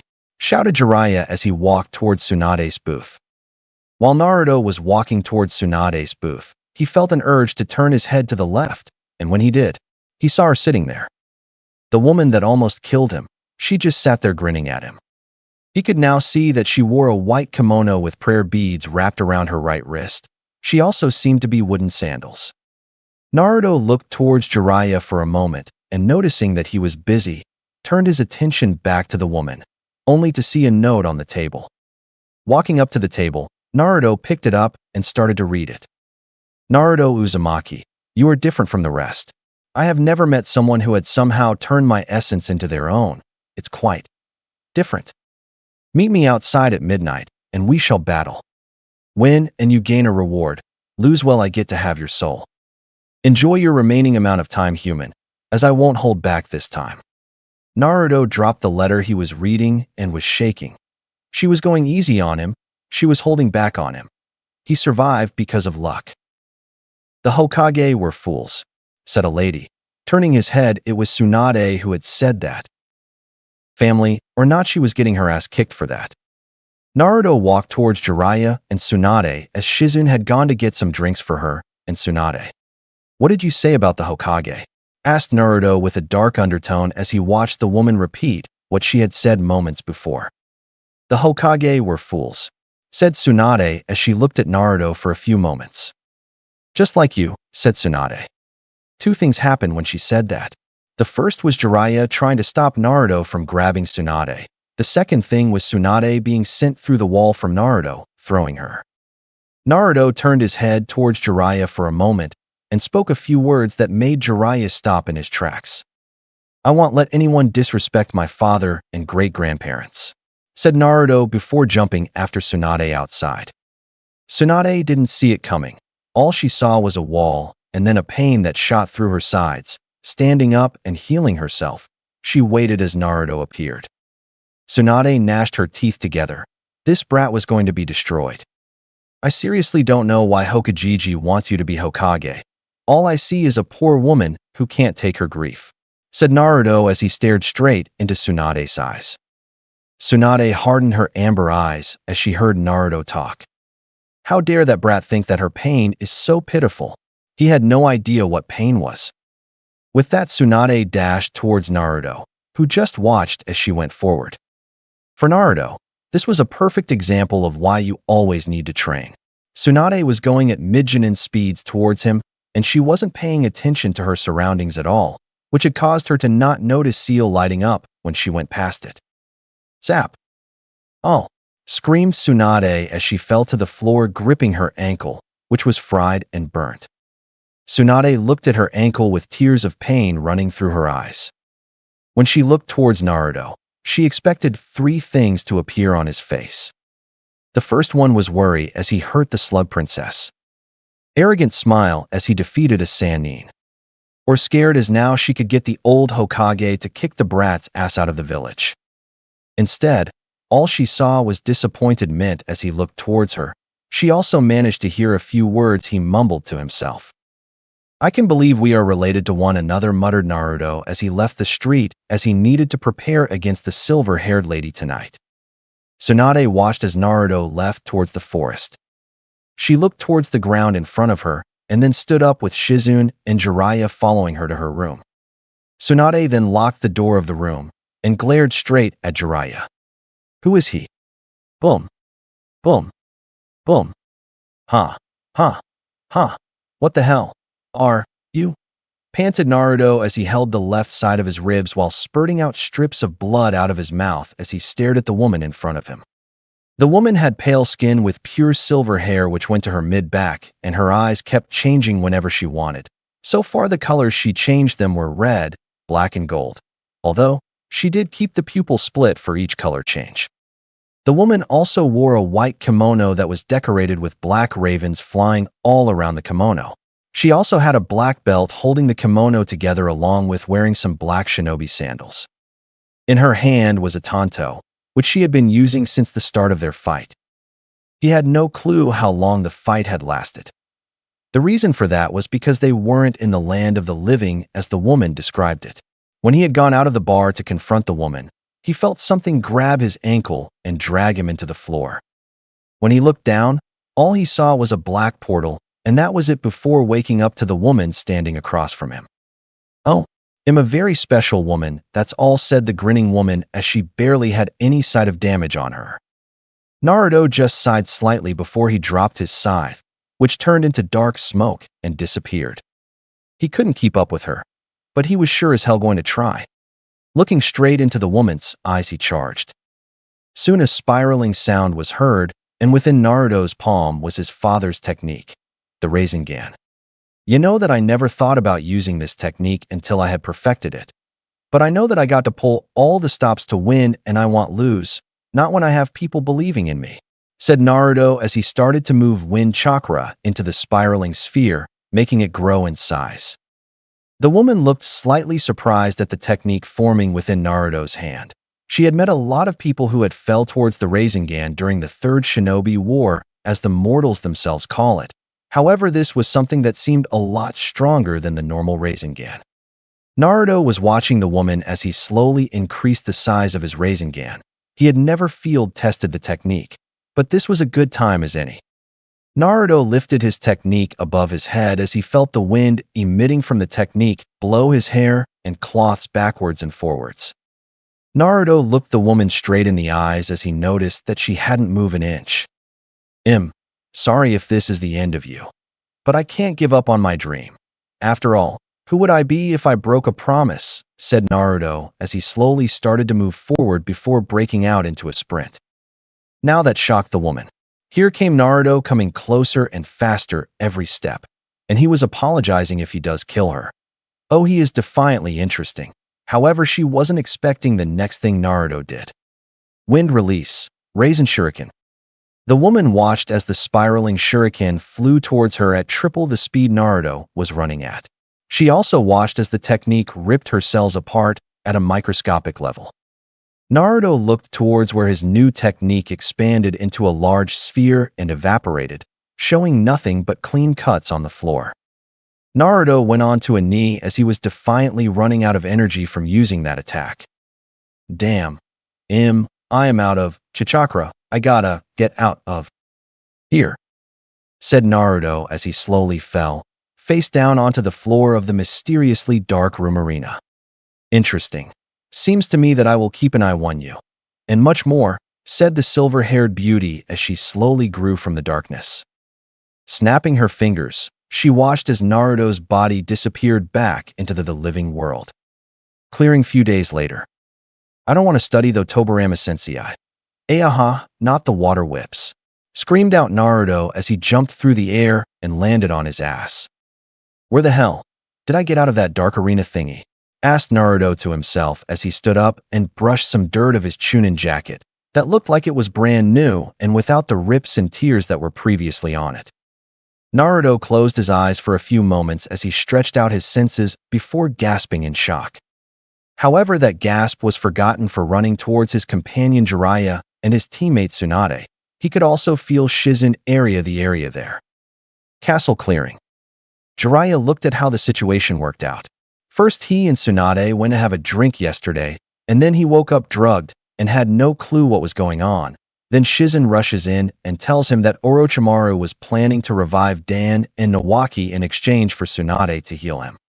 When he went to look for Naruto, he couldn't find a single hair of him in the whole town, and seeing as he had to stop Orochimaru, he had to hope that the kid would find him later on.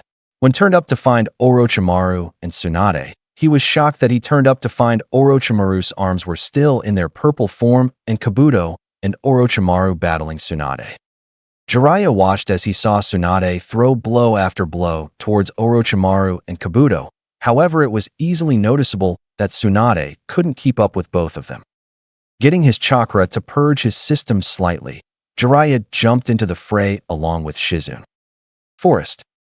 Naruto was walking with his hand supporting his waist as he used his left hand to help him stand and move past the trees within the forest. Suddenly, Naruto felt multiple masses of chakra suddenly appear. Shit.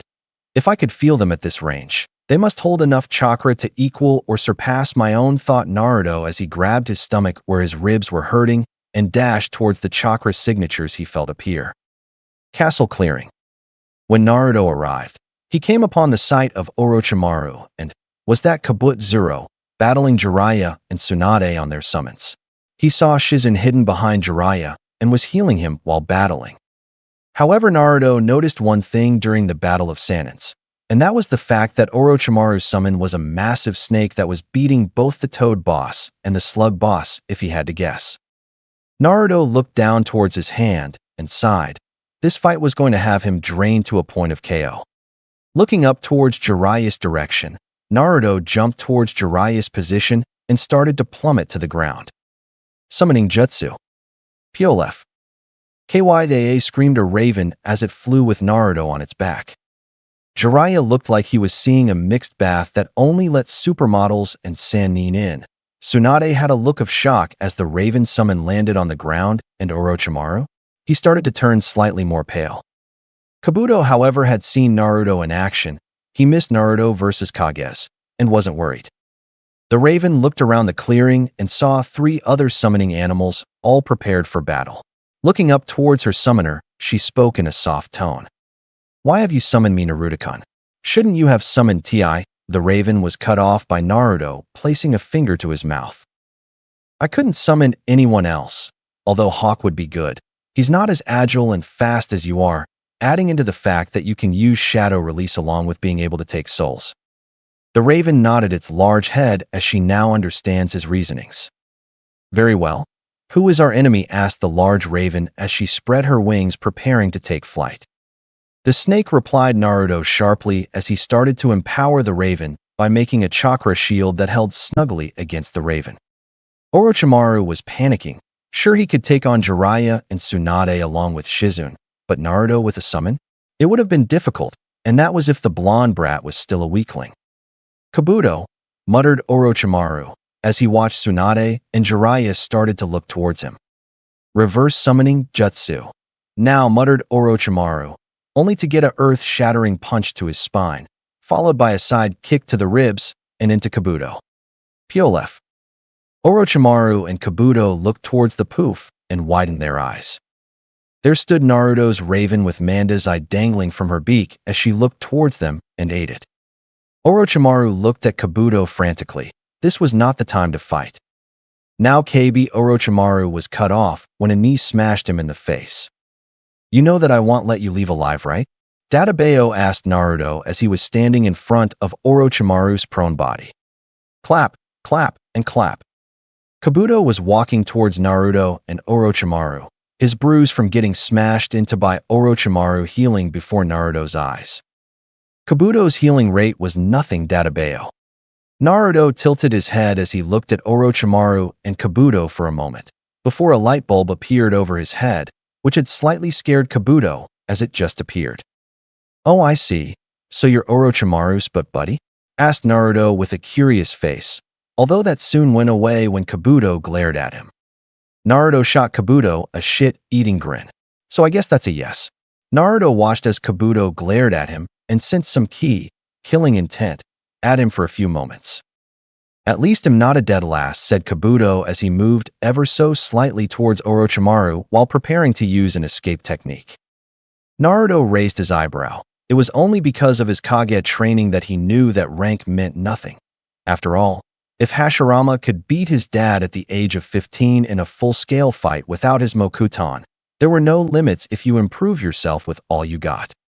However, Naruto grimaced a moment before he fell to his knee holding his rib, which he just felt crack from the amount of chakra he surged a few minutes ago.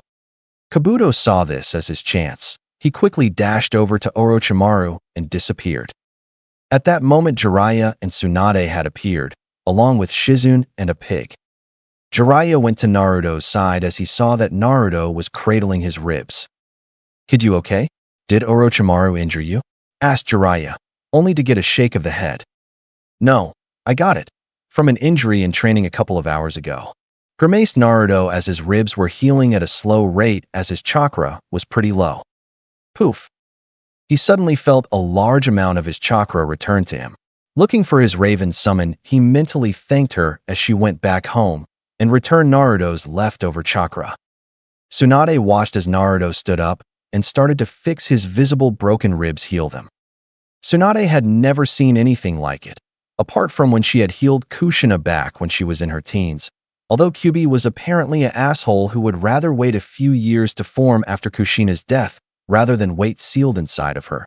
She was sure she heard something along the lines of chains and a moon, but she must have heard wrong. Naruto gave his arms an experimental movement along with his legs. Seeing how they were fine, he turned towards Tsunade for a moment before asking his question. So do you agree to become the Hokage? Asked Naruto, awaiting her answer. Tsunade looked at the ground Orochimaru had lay a few minutes ago and sighed. Jiraiya had told her about Orochimaru's plan of reviving them by Edo Tensei, and even she wouldn't want to see her lover and brother in that form. Then she looked at Naruto, who had not only injured Orochimaru, but had also forced him to flee along with his snake summon. Tsunade sent a look to Shizune, who had nodded to her questioning gaze. Finally feeling like her resistance broke, Tsunade nodded.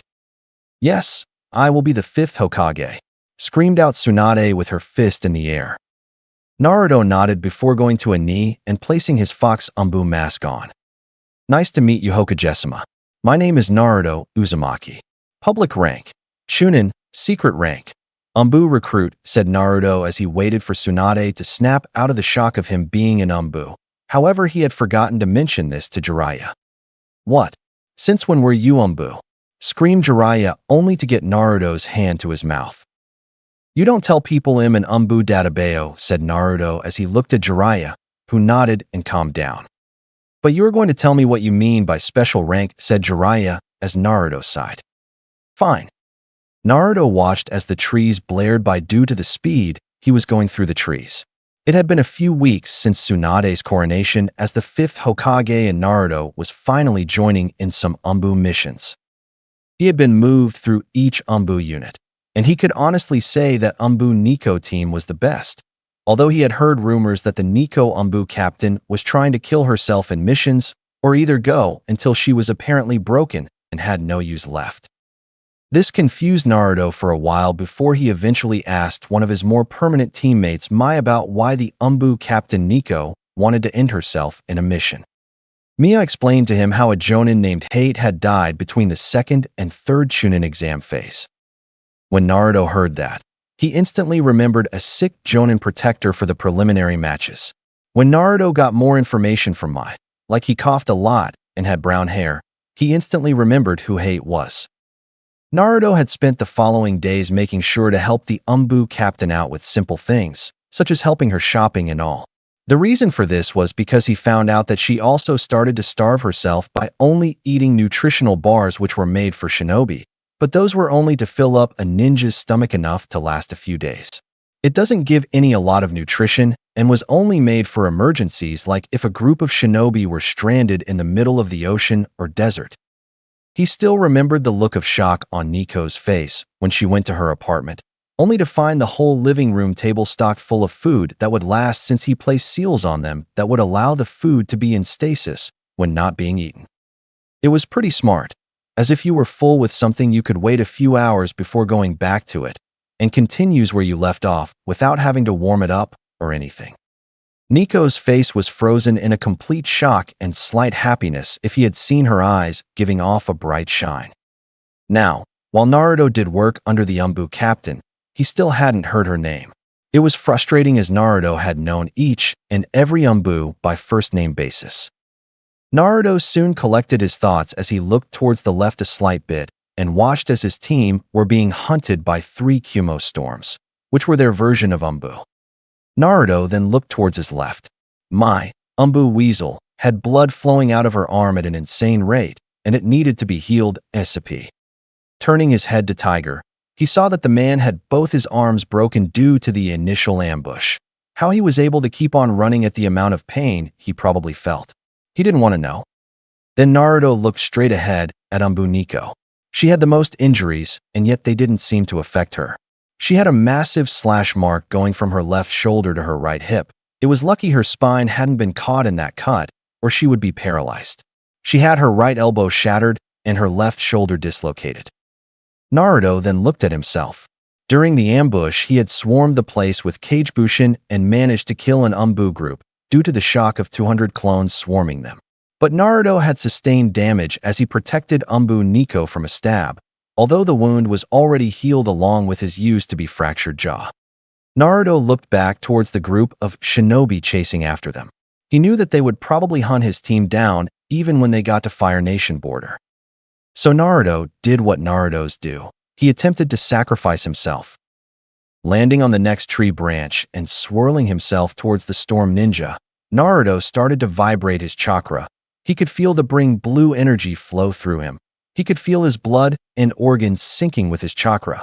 Then, he brought it to his muscles and disappeared. Umbu Nico had looked back to check on Umbu Fox, aka Naruto Uzumaki, to make sure he hadn't been left behind as they were running at intense speed. When she looked back, though, she instantly stopped on the next branch and turned her body only to watch as Naruto disappeared. This brought pure shock as she and the other 2 Umbu watched as Naruto disappeared. Like a flash. The storm shinobi didn't know what hit them because they didn't know what happened after a nanosecond of Naruto disappearing. Snap, snap, snap, snap, snap, snap, snap, snap, snap, Snap, snap, snap. Team Nico watched in shock as all the storm simply died in less than a second. They then caught sight of Naruto gasping for breath with blood flowing through his mouth. He looked up towards them and slowly brought his hands up into a thumb-up position before passing out. Nico stood frozen at what Naruto did, but soon got out of her funk when she saw that neither of her team was moving. Jumping towards Naruto's branch, she attempted to pick him up, only to feel her arm once the adrenaline left her system.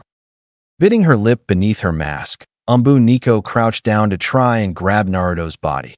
However, Naruto decided to pop back to life, while also spitting his blood forward and indirectly getting Nico's arms covered with blood along with a part of her mask. However, then, at that moment, she felt something in her arms change.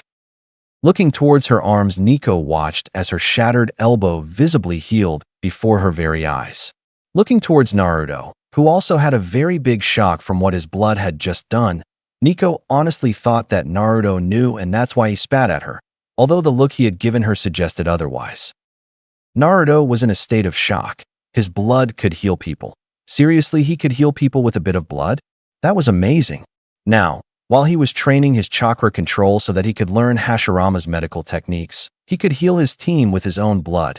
It was probably because of his Mokuton that purified his system that allows it to work. Praise the log.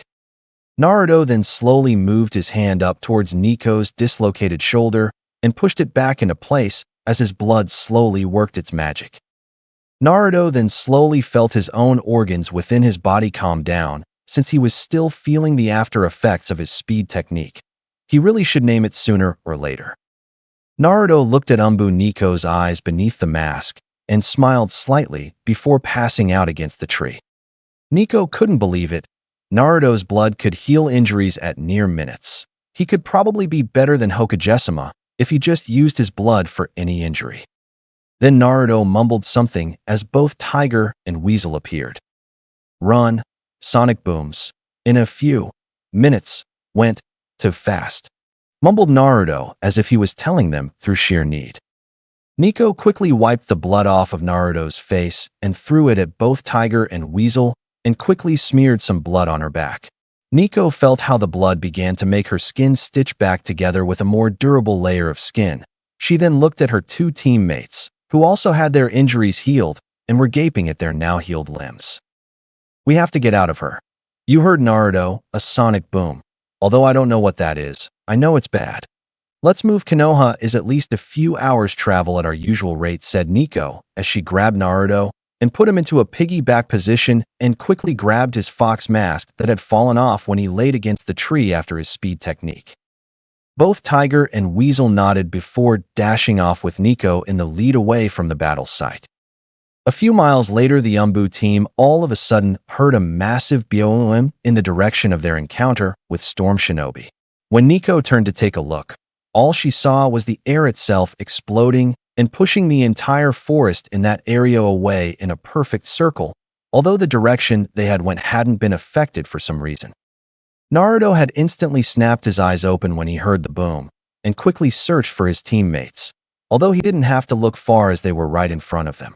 He then looked down to where he was and felt Nico holding him piggyback position, and he realized where his hands were. Was that why he was dreaming of fluffy pillows and him squeezing them? Naruto then looked back towards his sonic boom as he had taken to call it and cheered, which had alerted everyone he was now awake, while also causing Nico tick marks above her head as Naruto was still fondling her breasts. Not that she will tell him to stop, until the other two notices. Now that was a sonic boom, baby, said Naruto as he kept his eyes on the forest that knew had a large circular hole in it. Mai and Tiger had looked on and had to admit that was pretty cool, even by their standards. Even Nico had nodded about it being cool. However, that soon ended as Nico started to take the lead with Naruto still on her back and the other two following on their trip back to Konoha. Konoha. It had been 3 hours of constant running for the squad. Naruto had been able to run after the hour mark and had carried Nico as she had begun to tire due to carrying Naruto. It was quite embarrassing for Nico as she had been picked up and carried by the 13-year-old, even though he looked to be 16 due to his extreme height of 62. which he somehow gained during the Chunin exam's month break. Nico looked up towards the large gates of Konoha and released a sigh. Her team had been set up for a false mission, and now they had to report it and blacklist the client that had requested them. Nico could only imagine the paperwork to come before Naruto, with his fox mask on, grabbed her shoulder and gave a slight squeeze. "Hey, don't worry about the paperwork, I got it," said Naruto as he used the Shunshin to teleport towards the Hokage Tower, making the rest of his team sigh in relief as they simply wanted to go home and relax. For Nico, however, she hated to go home. It reminded her of her boyfriend Hate, who died. Grumbling to herself, she reluctantly went towards her home in the Umbu sector, which was protected by a lot of hidden seals so that if their identities were found, no one could attack the Umbu's family directly or the Umbu themselves unless they break through the seals and defeat Umbus who live there. Nico quickly shuns hind towards Umbu HQ and quickly deposited her Umbu garb and changed into her Jonin garb. Although she didn't have a long black sleeve shirt like most, she had a short sleeve one. Shining once again, she reappeared in front of her home. She went to unlock the door only to find that it was already unlocked. Narrowing her eyes, the Nico Umbu slowly opened her door, only to jump in shock as 4 people sprang up behind her couch and yelled surprise. The Nico Umbu looked shocked. She had no clue that this was going to happen. How one of the people who jumped up had been with her a few minutes ago. There stood her friends and teammate. Anko Mitarashi, Kurenai Yuhi, Hana Inazuka, and Naruto Uzumaki. She did the first thing that popped up into her head. Throw the closest thing at Naruto, as he was only a teammate. That thing she threw was a book. A 900-page book. Thud. The 4 women watched as Naruto was on the floor twitching his leg every few moments. It was complete silence. Ha ha ha ha ha. For a few seconds, Anko couldn't keep herself from laughing at the image of Naruto on the floor twitching with a heavy book on his face. Anko was soon joined by the rest of the women in laughing at Naruto. Naruto himself slowly pried the book of his face and looked at the cover and started to twitch his eyebrow. The book title was How to Dodge for Genin. That hurt Naruto's pride very much. Naruto then turned towards the 4 laughing women, who were now on the floor, and stuck up a finger at them. Anko slowly started to stop laughing, but one look at Naruto and once again cracked up. Naruto was now a twitching mess. His eyebrows were visibly twitching at an insane rate, and he started to chuckle slightly, a very evil chuckle. "Keep laughing, because after today, the prankster from hell will strike you all," muttered Naruto as he gave off a creepy grin, which made all the girls there stop and start to shake in slight fear. However, Naruto soon dropped his evil smile and gave off a slight grin. "Well now, are we going to hold your party, Miss Nico?" asked Naruto as he watched the girls stand up agreeing. The Nico Umbu had no clue how this happened, but wasn't going to complain, although there was one thing bothering her. "Naruto, what about the Umbu report you said you would hand in? You didn't lie, did you?" asked the woman with narrowed eye glare, which brought the other woman to glare at him too. Naruto looked at his captain like she was stupid for a bit and muttered 2 words. "Kage, Bushin," said Naruto, which instantly made his captain calm down.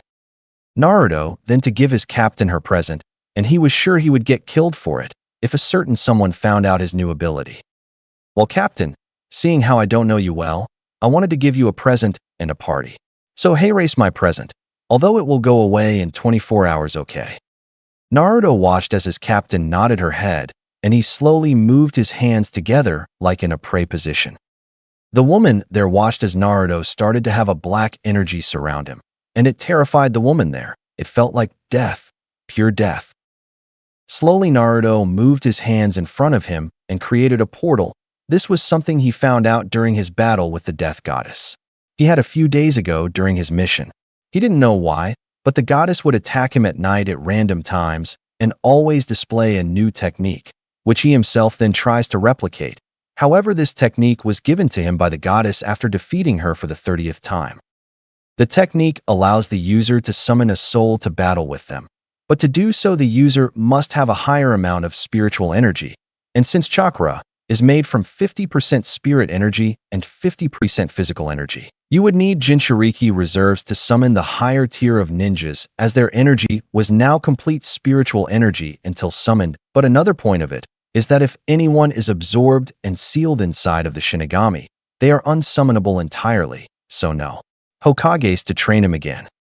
But there was the drawback of them using your physical energy to keep them in the land of the living. And because of that, the user would get tired more quickly as their strength gets used up faster by the amount of people they summoned.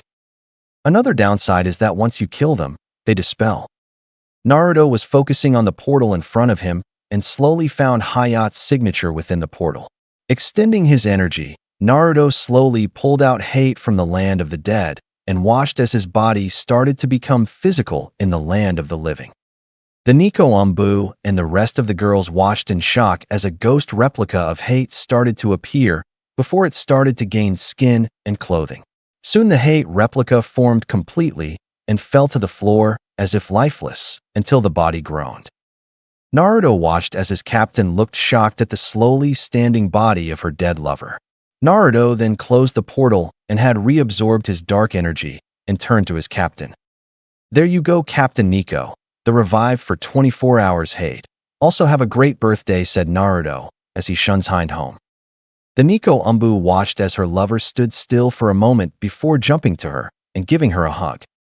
"Yugao, it's nice to see you again," muttered Hate into Yugao's ear. Slowly Yugao wrapped her arms around Hate as well and enjoyed her hug, ignoring that he had just been revived in front of her. Anko, Kurenai, and Hana just looked on in shock as the two lovers reunited since the Chunin exams break. Anko slowly turned her head towards her friends and asked a question each one held. "Did you see that too?" Naruto's apartment. Naruto looked around his apartment and sighed. He was still in his Umbu garb and couldn't be bothered going to HQ to place his stuff there. Either way, who cares if they find out he was the Fox Umbu? He was a Jinchuriki anyway, so what's the point of being found out? Slowly taking his Umbu armor off and placing it on top of his bed, Naruto walked towards his kitchen and started to cook some stir-fry for himself. He watched as the rice and chopped up vegetables and soy sauce mixed together to make a heavenly smell and gave a sigh of the amazing smell. Sure, ramen tasted better, but even ramen couldn't smell this good. Unless it was Ikaraka's ramen, then this held no candle to the ramen there. "So what is it that you are making?" asked a voice behind Naruto. Naruto instantly hardened his eyes before twisting his body instantly, ready for another showdown to the death, as the woman put it, but that would only work if you could actually die in the first place. However, when Naruto turned around, his mouth opened in shock and his eyes widened in absolute shock. There sat the Shinigami at his table, wearing a tight white shirt, which looked like it would rip due to her large breast size at any moment. She hadn't changed anything else, but he could also see that she wore white long pants, although they could be considered skin-tight, as he could still see all her body through the material. The Shinigami looked at Naruto with her crimson red eyes and grinned slightly. Naruto was in frozen shock, and she was enjoying every second of it. Naruto shakily raised a finger at her and tried to form words, however he just seemed like he couldn't. The Shinigami grinned even more before standing up and walking around the table and in front of Naruto. She was also about the same size as Naruto, being around 62-63. She then slowly brought a pale hand up and pulled his jaw up so that it wasn't hanging, and grinned even more larger and brought her lips towards Naruto's. Naruto watched as her lips changed color as they went closer to his own. Originally, they were light pink, but then they changed into light purple and looked glossy. Naruto tried to force his body to move as it was likely a trap. However, his body was frozen stiff and couldn't even try to move itself. Soon their lips made contact and Naruto felt like he died and went to heaven and was being served ramen every day, as it was the food of the gods. The Shinigami was surprised that the kiss felt as good as it did. She was only trying to poison him, but instead of dropping down dead for her to claim him, she instead felt the pleasure of the kiss and couldn't attempt to poison him more than just the weakened formula.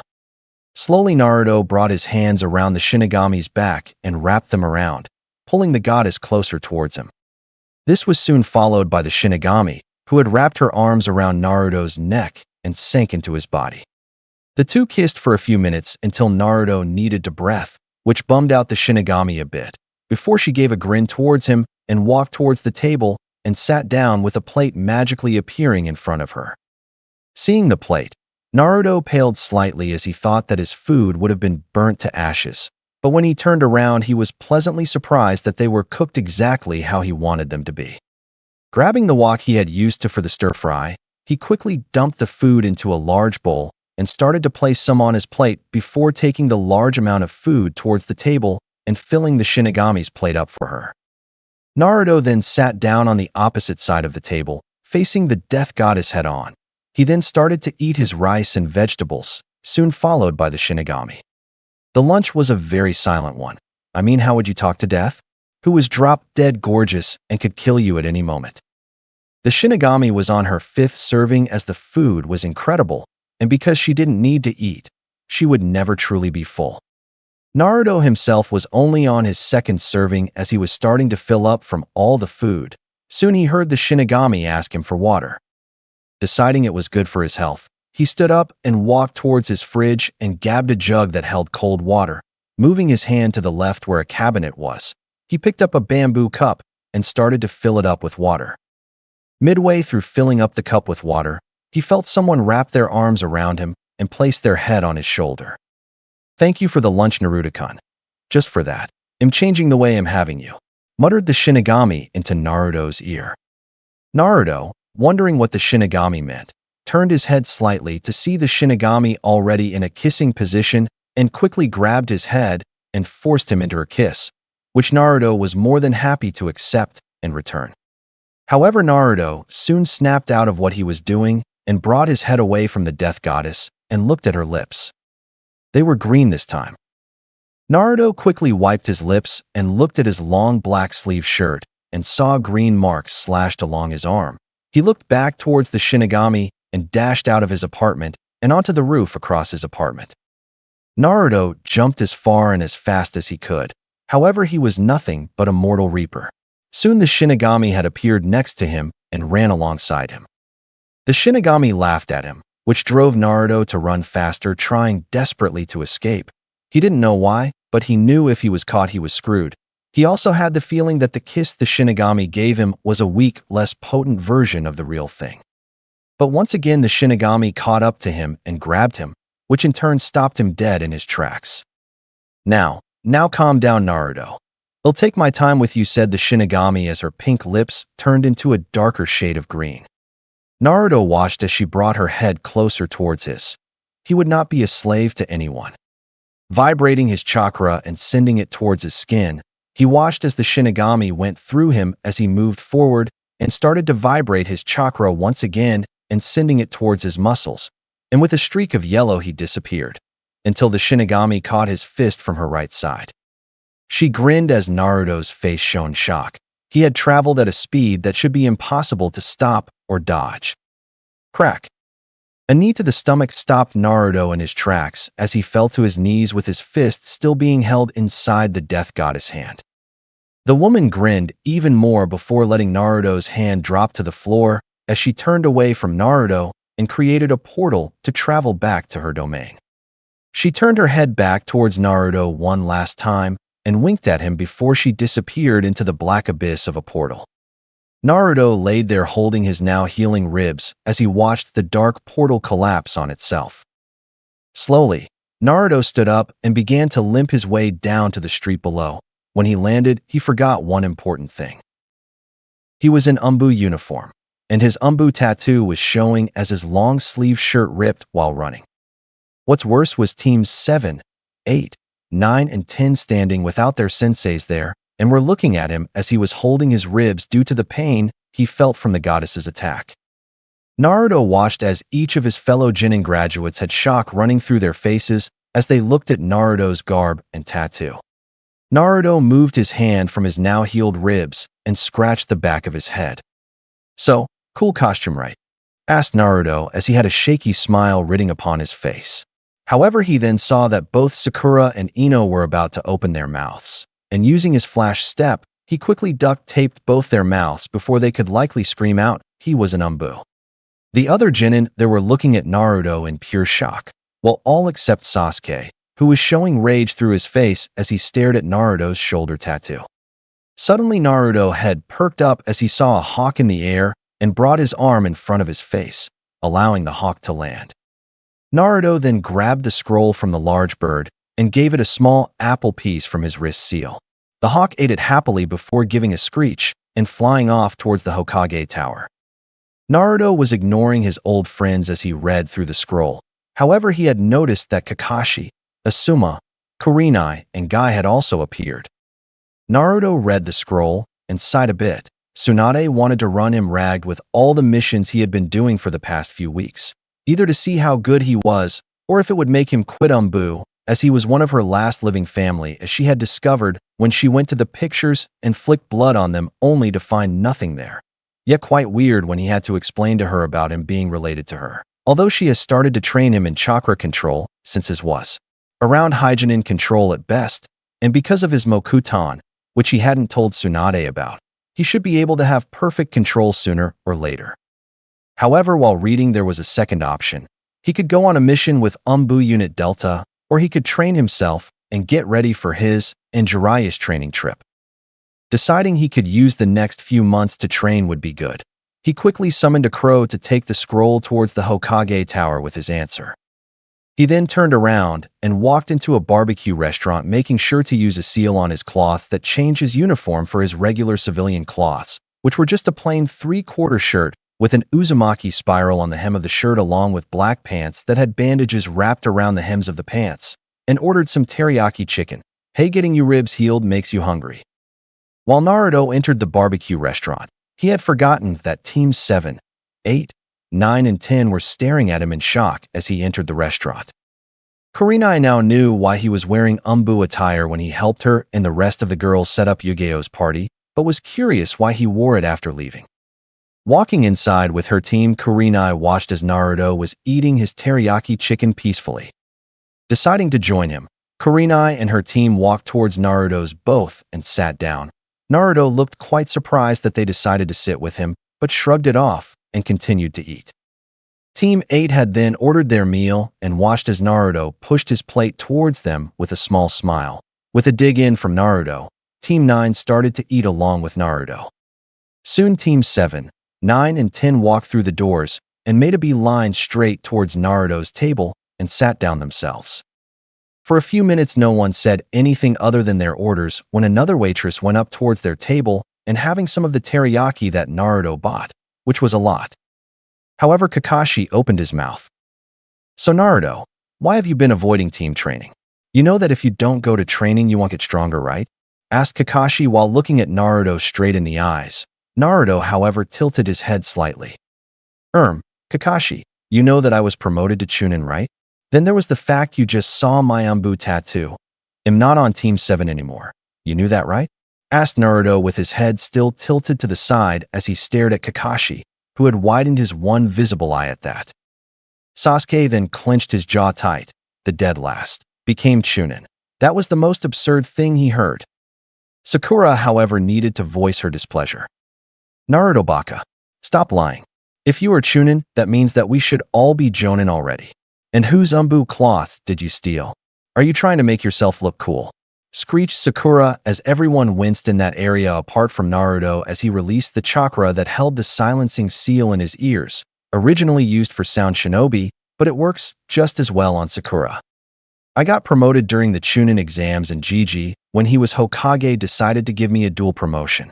I would be a Chunin and special Umbu, which let me go on Umbu missions and Chunin missions for the first few weeks, and then after I would become a full Umbu with all the benefits along with being able to become a Jonin instantly after I quit from Umbu.